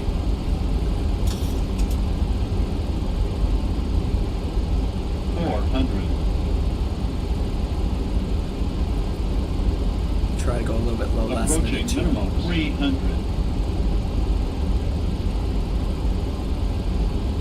Minimums Landing. 200. And let's see. Maybe take the power out a little sooner too. So I'm a little fast right now. So here, we'll go ahead and start to work it out. Not all the way yet, but in a second. 50, 40. Are those birds 30, on the runway? All right, 20, power out. 10. Ooh, yeah, less flare. Jeez. All right, going to full reverse. All right, maybe a little more flare than that. Maybe I took the power out a little bit too soon there. All right, whatever. Reverser's out. Speed's decelerating. 80 knots. Oh, we can take this exit, I bet. All right. Reverser's coming out. Power idle. Ooh, that was a little bit hard, but I mean, it was on the touchdown zone. It was just a little bit firm there. And we make this exit. Yeah, there you go. All right, flaps coming out. Dude, I gotta get used to landing this thing. I swear I had the previous version of the Zebo nailed, and now, whatever. All right. All right, we'll go ahead and turn wing lights off. You guys to a steady. Niter's coming off. And, yeah, oof, no worries, right? Yeah, exactly. Yeah, thanks. All right, APU is on. Turn off's coming on. Flaps retracted. Speed brakes coming armed. Auto brakes are off. All right. I've gotten this down to a flow at this point, this whole thing. All right, after landing checks, going to be flaps retracted. Speed brakes are armed. Sorry, speed brakes retracted, not armed. Minimums have been, did I hit reset on that? Okay, now I have. Flight director's off. MCP set back to 100. Lights are set. APU's been started up. Oof, no worries, man. Yeah. Oh well, we'll keep working on it. Not the best landing out there. Hey, I think there's an Alaska plane right there. We'll park next to it.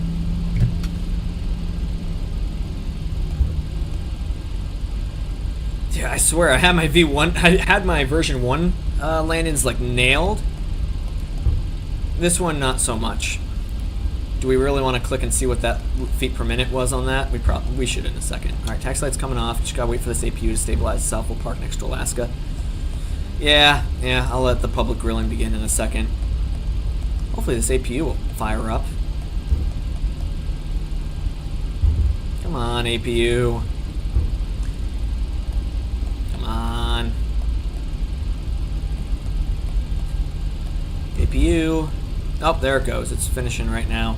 Yeah, once that APU is online, then we'll shut the engines down. Hopefully that'll work. Hopefully the jet bridge connects this time, too. That would be nice, for once.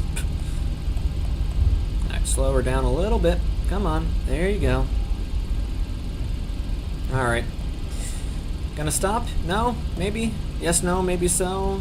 Right around here. Stop. Parking brake set. And looking up here, APU gen is now online, so we can kill the engines. Engines killed. Seatbelt signs off. That was perfect. Perfect timing there.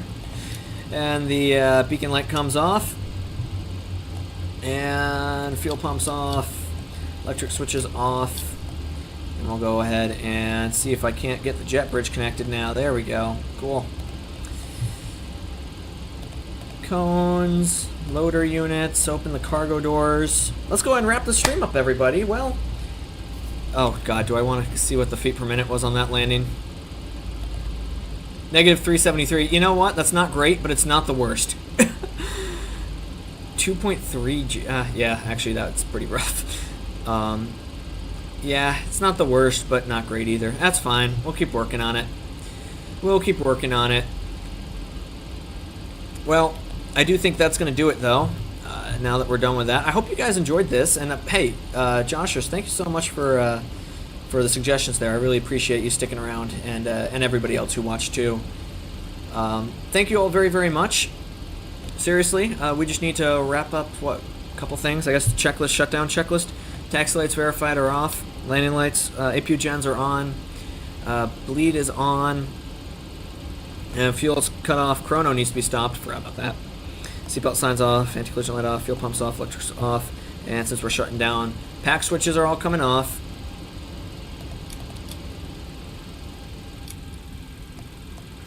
Joshua, see ya. Yep, see you around, man. Thanks for stopping by. See ya hopefully next week. And the anti-ice verified is all off, including the pitot heat, and we'll turn window heats off too. Which exit lights are going to be disarmed, and the wipers are off. Lights are all coming off at this time, all of them. And batteries are going to go ahead and I guess come off now. Oh, we should probably kill the APU first. Let's do that. Good stream. Hey, thanks, Josh. Just really appreciate it. APU off. And battery, not standby power, but just battery off. Alright, there we go, everybody. Hope you all very much enjoyed. I'll be around next week. Probably Saturday is going to be a stream. I don't think I'm going to be around Sunday for a stream. You'll come back. Alright, sounds good. See you then, man. Yeah, I don't think Sunday is going to be good for a stream. I think I'm going to be busy in real life, but we'll give Saturday a shot, and I'll hopefully plan a video between now and then. And yeah, I'll see you all very, very soon. Take care, everybody, and as always, have a good one.